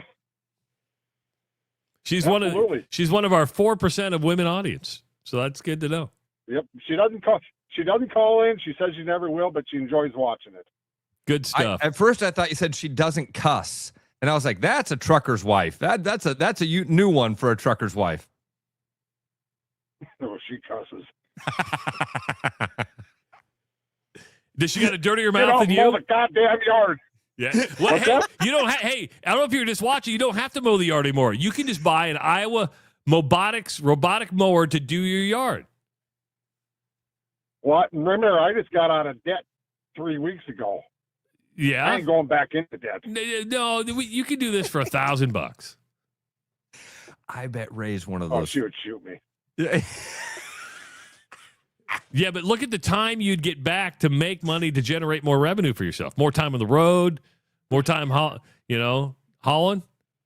No, I'm retiring in 4 weeks and 3 days. Oh, Okay. Ray, that's awesome for you, buddy. Congratulations, man.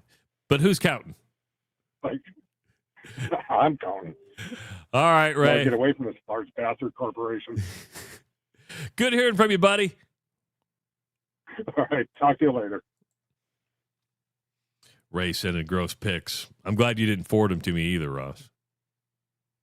Oh, that's an idea. Yeah, Ray, I got you. No.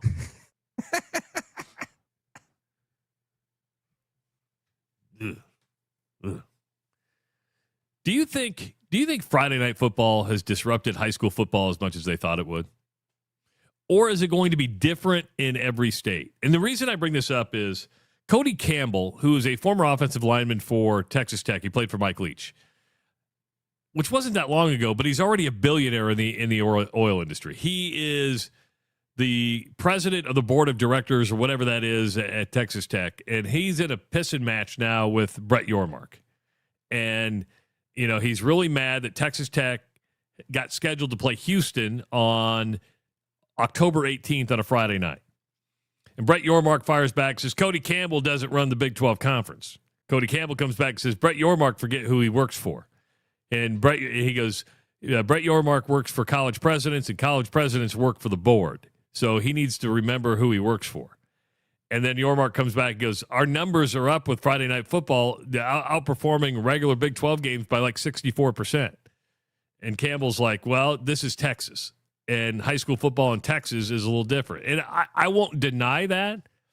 But do you think it really has had an effect on high school football? I can't tell you. Last time I went to a high school football game, Owen was still playing high school football. After that, I was like, I don't want to go anymore.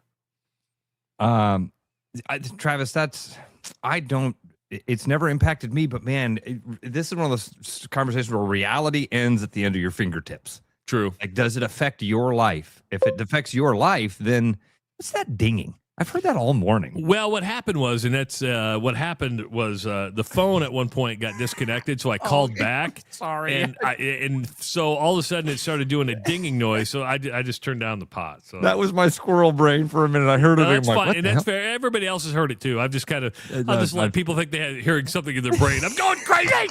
I'm going crazy. What conversation were we just having? Yeah, Big 12 Friday night. This is one of those reality ends at the end of your fingertips. Like, I have not gone to high school football in a long time. So it doesn't impact me at all. If Iowa plays on a Friday night, my allegiance is to Iowa, not to go watch East High School play Lincoln. Now, again, reality. Texas is a whole. We all know this. Friday night lights down there, it's a whole different beast. When their high school stadiums are bigger than most small college stadiums, that shows you what a different beast it is. Travis, there's a story that I wish I could remember some of the details. I'd Google it. I bet somebody could find it for us. There is a small community in Texas that's building like a $30 million football complex. They have like, I don't remember what the numbers is. I'll probably They have like 1,600 kids in the district, and they're building a $30 million football complex. Friday night high school football means something different in Texas. Now, has that impacted Texas A&M? Has that impacted Texas? No. I've never once turned on a Friday night game and then been like, well, only 4,000 people came out to watch the Red Raiders tonight. That's never happened, right? The Texas Tech sold out. Baylor's, you can't say because. And could it be that Cody Campbell's son, who's going to be a senior, is one of the top offensive linemen in the state of Texas? So when you're a billionaire and a huge donor to Texas Tech and you want to be in Lubbock, but it's on a Friday night. Is that real? Is the thing about his kid real, or are you making that up? Oh, yeah. No. Oh, dude, there's that reality thing again. Yep. Everybody hates Friday night football because everybody's kid is a star senior.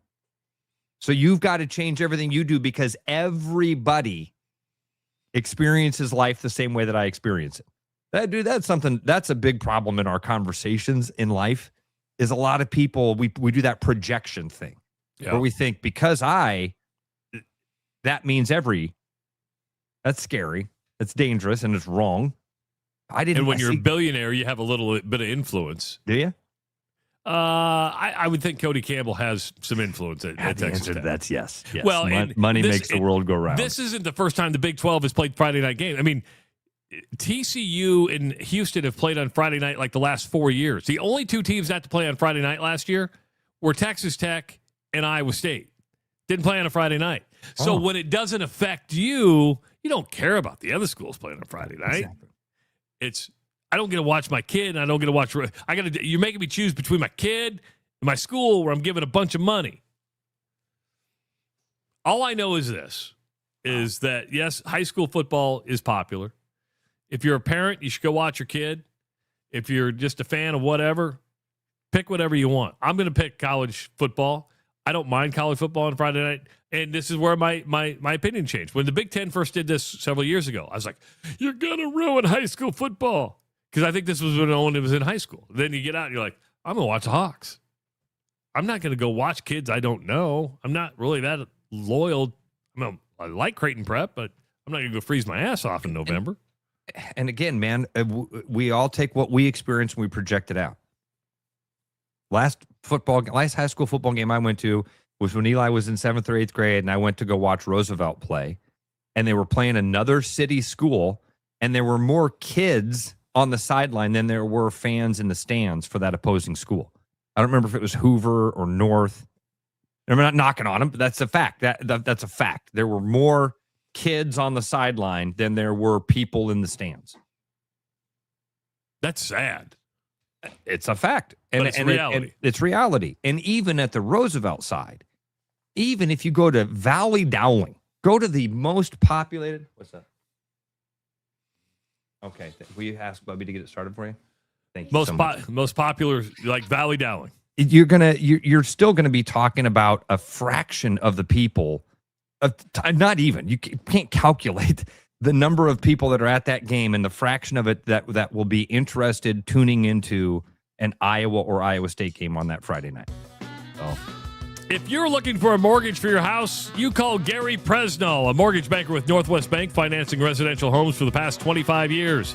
Gary offers VA, FHA, IFA first-time buyer loans and conventional and new construction loans. All approvals done locally by Northwest Bank. And Ross knows this firsthand. He can get you pre-approved in 30 minutes. It can happen after hours or even on the weekends. Because you need that pre-approval letter, right, Ross? yes, you do. Very first step in looking for a house.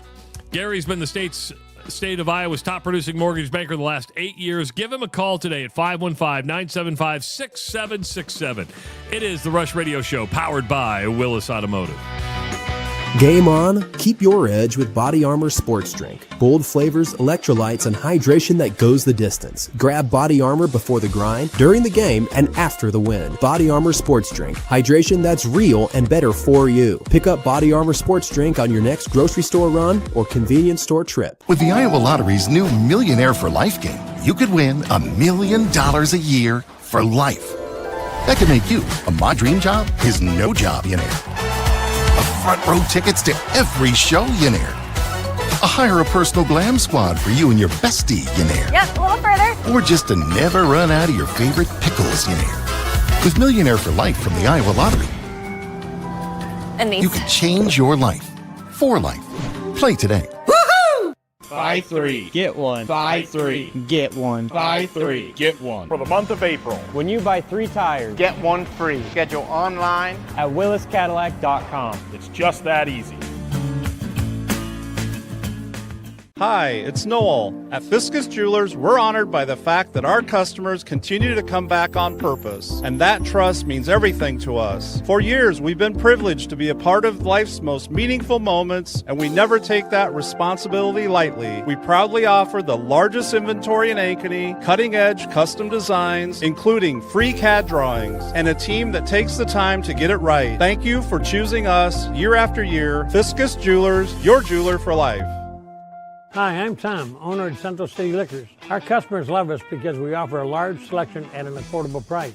And to keep costs low for you, we don't splurge on fancy promotions and expensive equipment. This commercial is being shot on a phone taped to a stick. Anyway, we are proud to announce our new rewards program that allows customers to save more the more they buy. So don't spend more to pay for fancy commercials. Save at Central City, where we know what's important. I told you we should have used duct tape.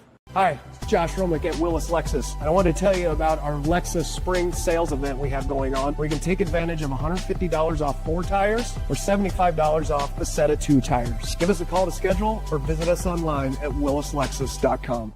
Back like a rash you thought was gone. Travis and Ross aren't contagious, but they are addictive. It's the Rush Radio Show, powered by Willis Automotive. Coming up on Friday, it's the weekly woohoo from the Iowa Lottery. They're making Winnionaires each week. You'll be able to call in or even write in for your woohoo. Win a prize pack worth of $90.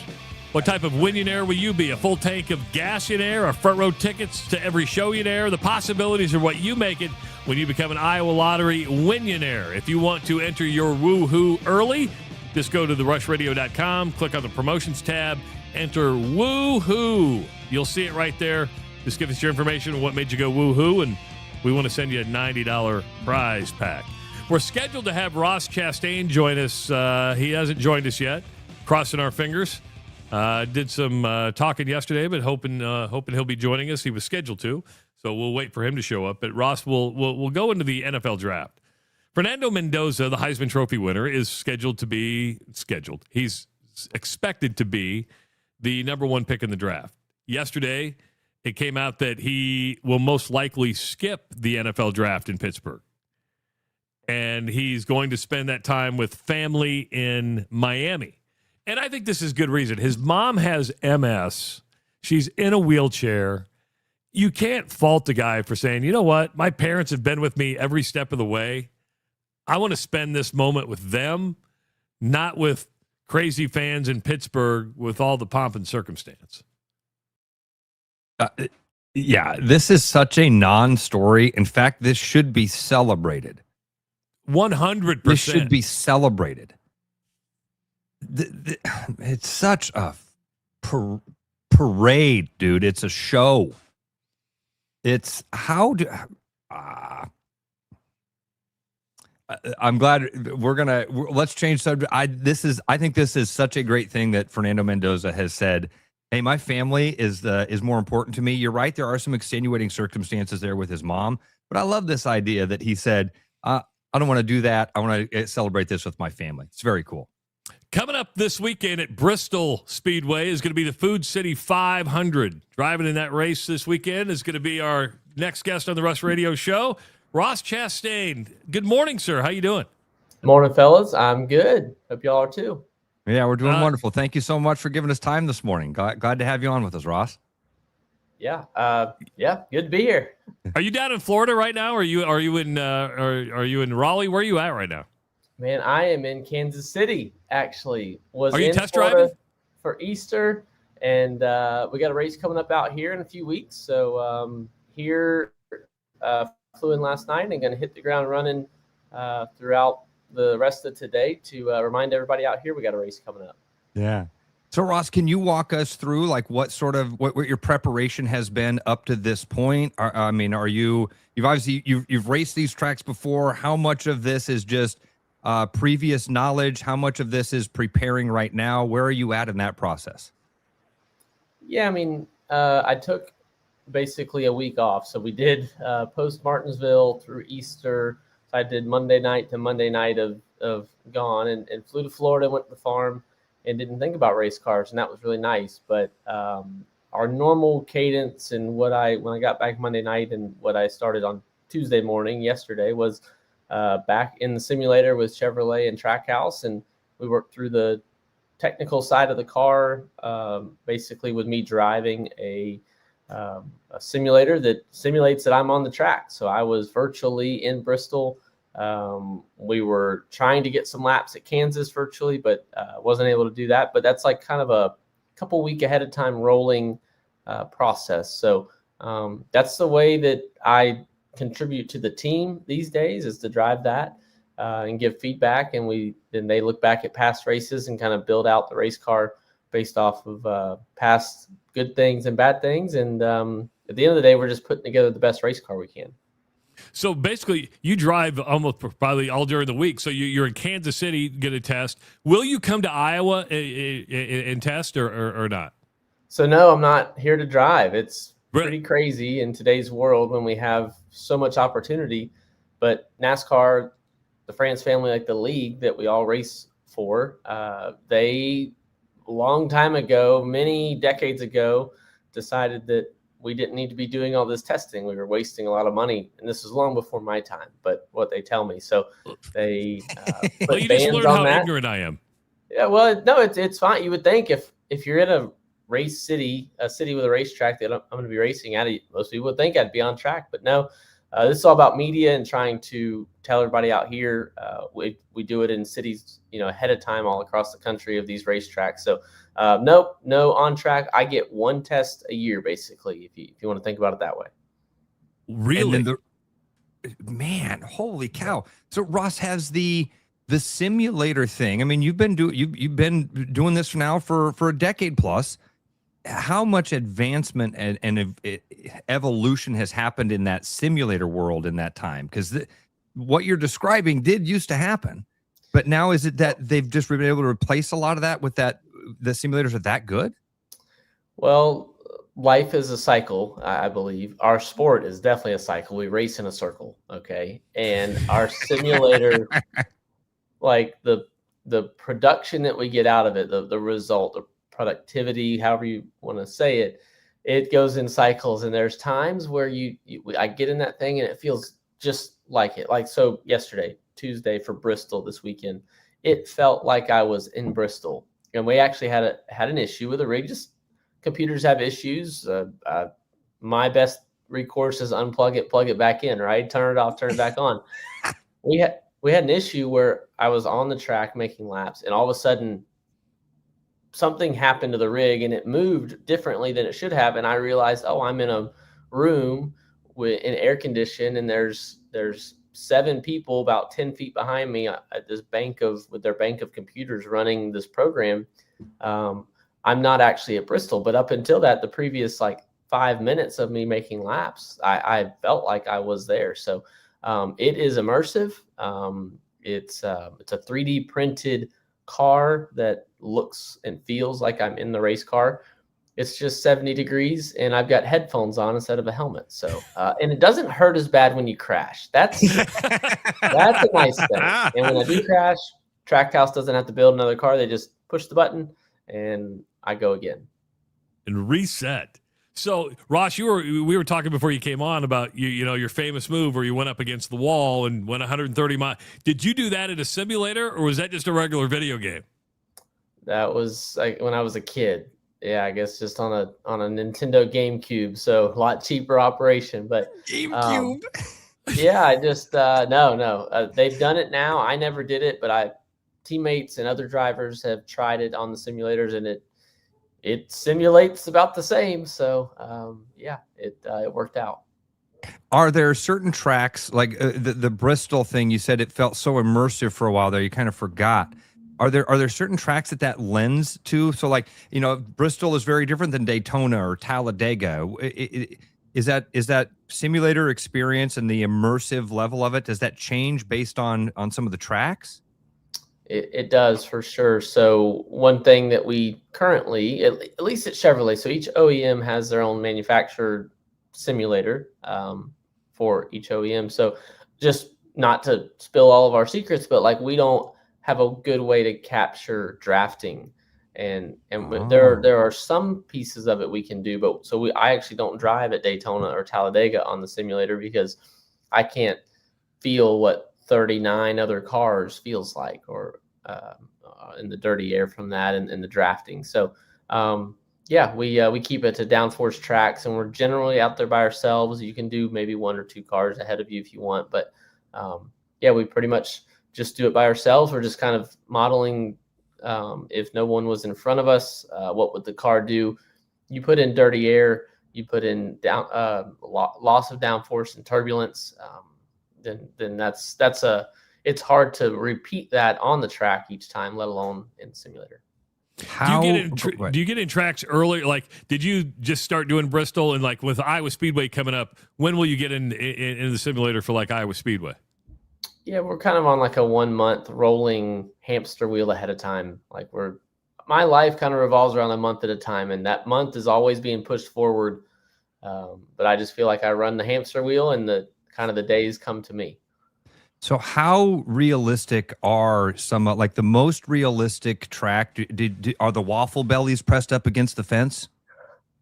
See, he knows what we're talking about. He knows what we're talking about. So in the old days, we don't like to put you guys in a tough spot, but in the old days, we didn't really care. But it was Bubba Wallace. It was Bubba Wallace was on with it. I go, what do you call it? What do you call the girls that hang out? I thought at the it was track? Kyle. I thought it was It Kyle might have been- Larson. It might that have been was Kyle like, Larson goes, all the you mean the waffle bellies? bellies? And we're like, oh man, we've never heard that one before. Yeah, everybody's got a 6-pack looking through the fence at a NASCAR track. That's great. Yeah, they do. They model billboards and the paint on the wall because we're using that to cue off of to lift or get into the gas. The weather is dynamic, so sometimes a cloud will come over and I'm like, I'm inside a building. Why is the screen going dark? And they're like, oh, that's the cloud cover. The clouds are gonna roll in during practice.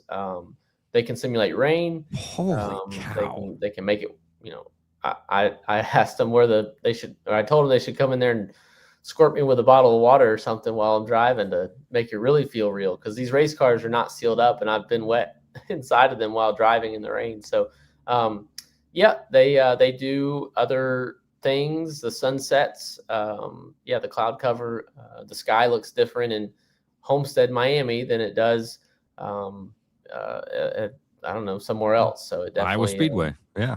Yeah. There you go. Oh man, the different elements, Trav, is something I had never thought about. Yeah. All of that. That's Well, fantastic. and Luke wants to know, how does the hump in turn 1 and turn 2 at Iowa affect your driving? Well, it lets me get into the track because I guess it's technically the tunnel bump from the tunnel underneath the track where it's settled. And yes, it was a lot worse before the repave. They did it in the corners. So it definitely it got better with that. And they did that intentionally to smooth all that out. But it's still there. So not as big of a deal as it was pre-repave in the corners. So, I feel it. I just don't have to, I don't slide as much when I hit it. Does your team let you drive outside of NASCAR? Are you doing any, late model stuff still or anything like that? Do you get to drive on, smaller tracks and have a little bit of fun and feel your passion and on how you got started? They would let me. I just haven't put it much together this year. We built out a full O'Reilly and Truck Series schedule with 56 total races in NASCAR across the top 3 series. That's the max I can run. In the past I've done some grassroots things. It takes a lot of effort and it's got to fit into the schedule, and then it takes dollars. Like I still have to raise the sponsorship to go drive if I want to drive a race car. So whether that's a team owner that owns a grassroots race car or a sponsor that wants to go do it with me, this is a business, and I'm not knocking it. I fully grasp it, and if I put my mind to something, then we go run a big block modified up in Utica, Rome, I'm probably never going to drive a full size sprint car. I'll leave that to those boys and girls that want to do that. I respect it too much. I respect it. I like it. That's a good word for that. You started when you were 12. How old were you when you realized, oh, this is a business? Because you said it's a business. I mean, you've always had to get sponsored, but when you close to the question I wanted to ask, Trav, this is close. Yeah. Yeah, I was 18. Did it as a hobby, 12 years old. That was 2005 until I was 18 in 2011. We decided to do one bucket list NASCAR truck race. We just wanted to kind of say we did it as a family. And so we put the money together. My family put a lot of money in to go do that one truck race. It's expensive stuff. Spent a good chunk of my inheritance early on in my career. Spent my inheritance, I should say. And my dad was very honest with me. Good investment, that was Ross. going to be the case. So it was at that moment through the summer of 2011, 2012, where I really tried to grasp how to make this a business and to raise the funds, because I needed to find people that wanted to sponsor me so that I could go have fun. Where when people spend money on things, usually it's so they can have fun, and in NASCAR it's so they can come watch the drivers. So definitely a very unique business model, I believe, but something that we've been able to, through the group I've got around me now, feel like we succeed in. We still are always trying to be better at it, but yeah, I was 18, and then into when I was 19 years old is when I put my full effort of my life and career into being a NASCAR driver. Well, you've got a good sponsor now because Busch Light is the #1 selling beer in the state of Iowa. I don't know if you knew that or not, but yeah. Did I know it? My gosh, y'all! I thought we had it going on in Florida, but man, it's good times. It feels like home when I come out there. All right, you mentioned the word a couple of times there. You're obviously in the major leagues now, but when was the most fun you had racing? Oh, winning is the most fun. So no. Which level? How old were you when it doesn't matter. I don't care. No, you're still having as much fun as you did when you were 11, 12? Oh yeah. That's awesome, Ross. I mean, the 12-year-old kid wanted to do this. Just my dad was very honest with me that this was not going to happen. So that made all those years at the local level very fun. I raced against other kids that had NASCAR aspirations. They told us they were going to NASCAR.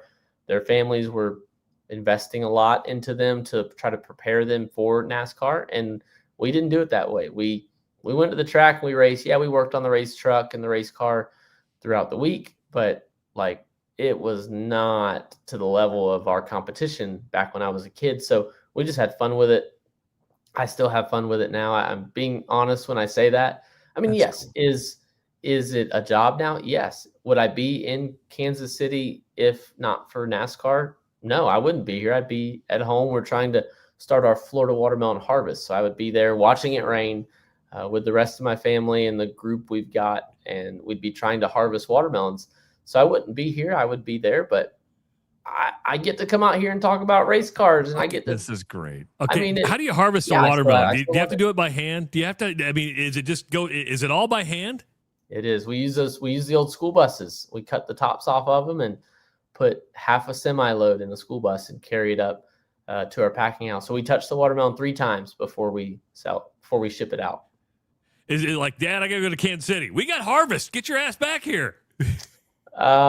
We've got a great group of people that harvest that help us harvest the watermelon. So they got it plenty covered without me there. You got questions? I do have. I've got more watermelon questions. He doesn't want to answer. All right, so they're kind of like a pumpkin, right? They grow in the ground, and you say you pick them, you touch them 3 times. So somebody's got to literally pick the watermelon. You got to chuck it into the back of the bus. It's got to come out of the bus into onto a conveyor belt to go into a packing shed where we sort it, we wash it, and we sticker it, and then it's got to get sorted onto into the bin that then you see in the grocery store, and it's got to be picked up one more time to be put in the bin. That's crazy. Now, are they seedless, or are they full seed? Are they striped? Are they solid green? What do we got here? Well, we do it all. I would say your American watermelon, like what the consumers buy, is about 90% seedless. We can grow seeded. It's what was here first. We've developed these seedless through selective breeding. So we take flowers and we touch them together and we get different genetic watermelons, just like humans. They have X and Y chromosomes, diploids and triploids. And when you combine those together, you get your seedless watermelon. So I just don't want people to be scared about what seedless watermelons are. If mom and dad change, you get something different in the child, and that's what we get with watermelons. So you can change the stripes on the outside, the color of the meat, the flesh on the inside. You can change how sweet the watermelons are, all by touching different flowers together. So we pick our seed varieties that we buy from the seed companies based on where we're growing them. We grow across the country, and we can sell watermelons year round. So we've got a great group of 26 family farms that we work with. Oh, wow. That we sell, that you'd see our Melon One labels in the grocery store. Melon One, after the one car, right? It was Melon One long before I drove the number 1. So okay. All right. That's happy coincidence. Yeah. Now, that's really cool. Do you still eat watermelon? I know people who grew up on a pig farm or cattle farm. Like, I can't eat meat anymore because it's around. Do you still eat watermelon? It sounds like you're talking to some quitters. Yeah, I eat watermelon. My gosh. I love watermelon. Watermelon. I want to go back to the beginning. All right. Because, and maybe an addendum to that race number, car number. What was your first number that you had on your race car? And why? 13. It was number 13 because that's what my dad was. He did some hobby racing in our area, and when he did it, he rented a race truck first for $200, and then ended up buying one and raced until my little brother was born. I remember him racing when I was real young, barely, and so he did everything as a joke. He's a big, always having a good time and bit of a prankster. My dad, Ralph, he had the green, which is unlucky in racing, number 13, which is an unlucky number. And it's a superstition in racing to not eat peanuts in the pits. So you shouldn't eat peanuts around the race car. And he had a Mr. Peanut bootleg logo put on the back of it. So yeah, he did all the things wrong. And he says that's why he didn't make it to NASCAR and why I did. But I just wanted to be like him. So we put a green number 13 on the first race truck. We borrowed that truck. So when we bought our own, we bought one that was racing, I raced against, and it was a lot faster. So we bought that one, and it was a yellow number 36. So I did from basically the time I was 13, the second year I ever raced, all the way through to getting to NASCAR in a number 36 was like my kind of childhood number. But I started with Dad's number. All right. Go ahead. I had my dad raced stock cars. He built a stock car when he was a teenager. He was telling me the story the other day about buying his 1952 Chevy to race for his very first race. They bought it for $35 from a lady. And then he used number 171 because that was my Uncle Jack raced. He had picked 171 because it was a friend's dad's badge number. So at some point they came along and told him you can't use 3-digit numbers, and they assigned my dad number 23, which then was my favorite number growing up. Gotcha. Cool. Yeah, we like I said, we got the real truck we bought to race eventually, and we just didn't want to change it. We were either too cheap or too lazy to do it. So yeah, it is funny in sports how numbers take on a life of their own. And I've never gotten to race the 36 in NASCAR, but maybe one day. 13, I don't think I'm ever going to be able to. The only team that really ever did it much was Dan Marino had a team, so it was number 13. Oh, I didn't remember that team also went out of business, so it just doesn't have a good track record. All right, before we let you out of here, or go ahead. No. Before we let you out of here, we ask all the drivers to come on. So you like to go fast. What is the fastest speeding ticket you've ever gotten, and what were you driving? I ain't telling you. Okay, what were you driving? It never happened. Gosh, I don't.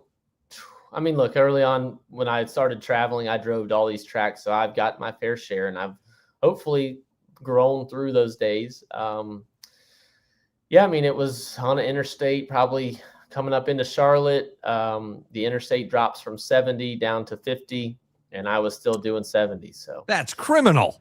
That is. It's from 70 here in Des Moines. They trick us by changing the freeway from 60 to 55 back to 60 and 55. 70 to 50. I didn't even know y'all had speed limits out there.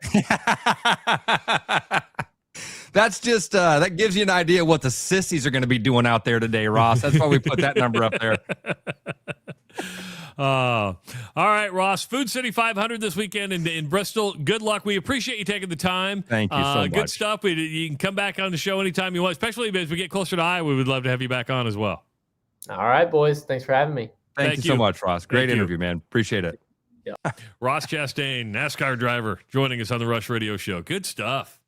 Good stuff. So 100. I'm going to go buy watermelon right now, and I'm going to look in the store for like the number one watermelon.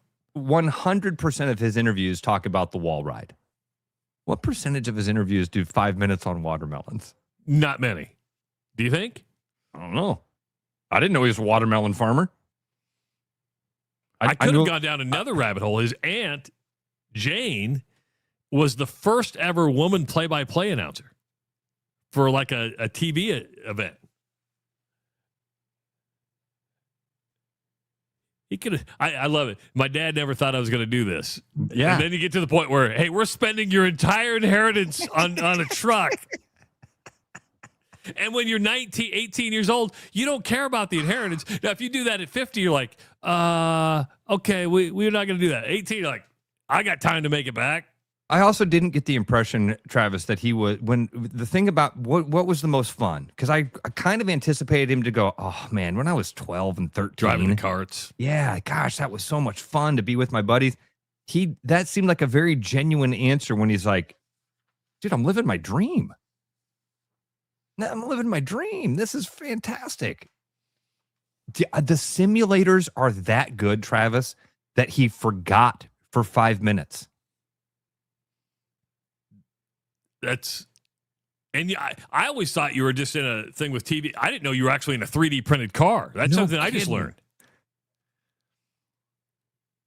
Crazy stuff. Like I'm kind of surprised in a way that they don't have him get in full gear. You know, put on the suit, put on the helmet. Let's make this as real as possible. Like he said, when it rains, I want him to spray me with water. Give me the elements. That was fun. Thanks for setting that up, dude. I was really excited. I was hoping that he would jump on with us and get the time. And very rarely do those NASCAR guys disappoint, man. No, they don't. They've got a good personality. They've got, when we mentioned the waffle bellies and he starts like he knew right away. Because you guys know what you're talking about. You may not know that we don't test drive anymore, but you know what those waffle bellies are. The testing thing, like. The simulators are so good now. I can test Bristol while I'm sitting in Kansas City, or I can. So cool. Hey, folks, if you're done growing your family, a vasectomy may be the next right step. At Urology Center of Iowa, they offer a no-scalpel procedure designed to be simple, safe, and convenient. It's performed right here in Des Moines by specialists who focus on men's health every single day. So take control of your future with confidence. Visit iowauro.com and click schedule an appointment at Urology Center of Iowa. We see you. You got a busy day? I do. Yeah, really busy day today. Got to get some stuff done. Got a closing happening tomorrow. Got to show some houses. Got to get Dad home. Dad comes home today. Cool. So yeah. As soon as we get done here, I'm taking Audrey to school and then rushing up to the VA. And I don't know, we're going to have one of those things that we talked about of like, hey, what's your favorite lunch? What's your favorite? I can't get him around Knoxville today, but we'll work on it. Don't forget, we got to record something tonight, so I'll call you later on that. Call me later. It is. All right, folks, thanks for listening. It is the Rush Radio Show powered by Willis Automotive.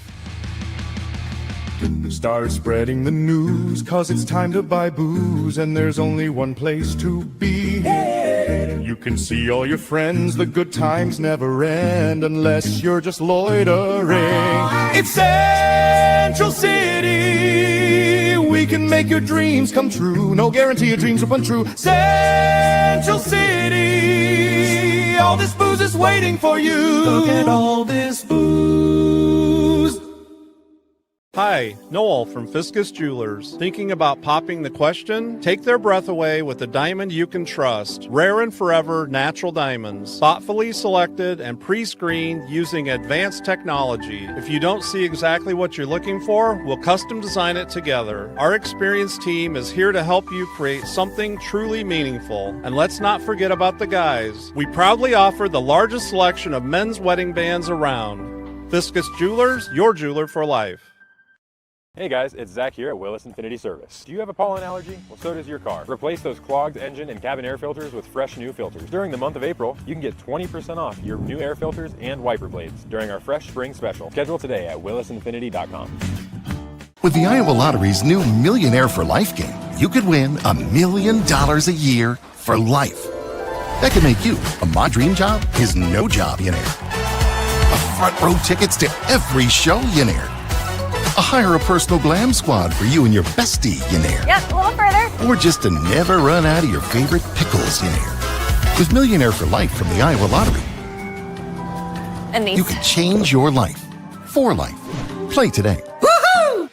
Keep your edge with Body Armor Sports Drink. Bold flavors, electrolytes, and hydration that goes the distance. Grab Body Armor before the grind, during the game, and after the win. Body Armor Sports Drink. Hydration that's real and better for you. Pick up Body Armor Sports Drink on your next grocery store run or convenience store trip. Back to the rush. Strong opinions, weak filters, and just enough sense to stay on the air. It's the Rush Radio Show, powered by Willis Automotive.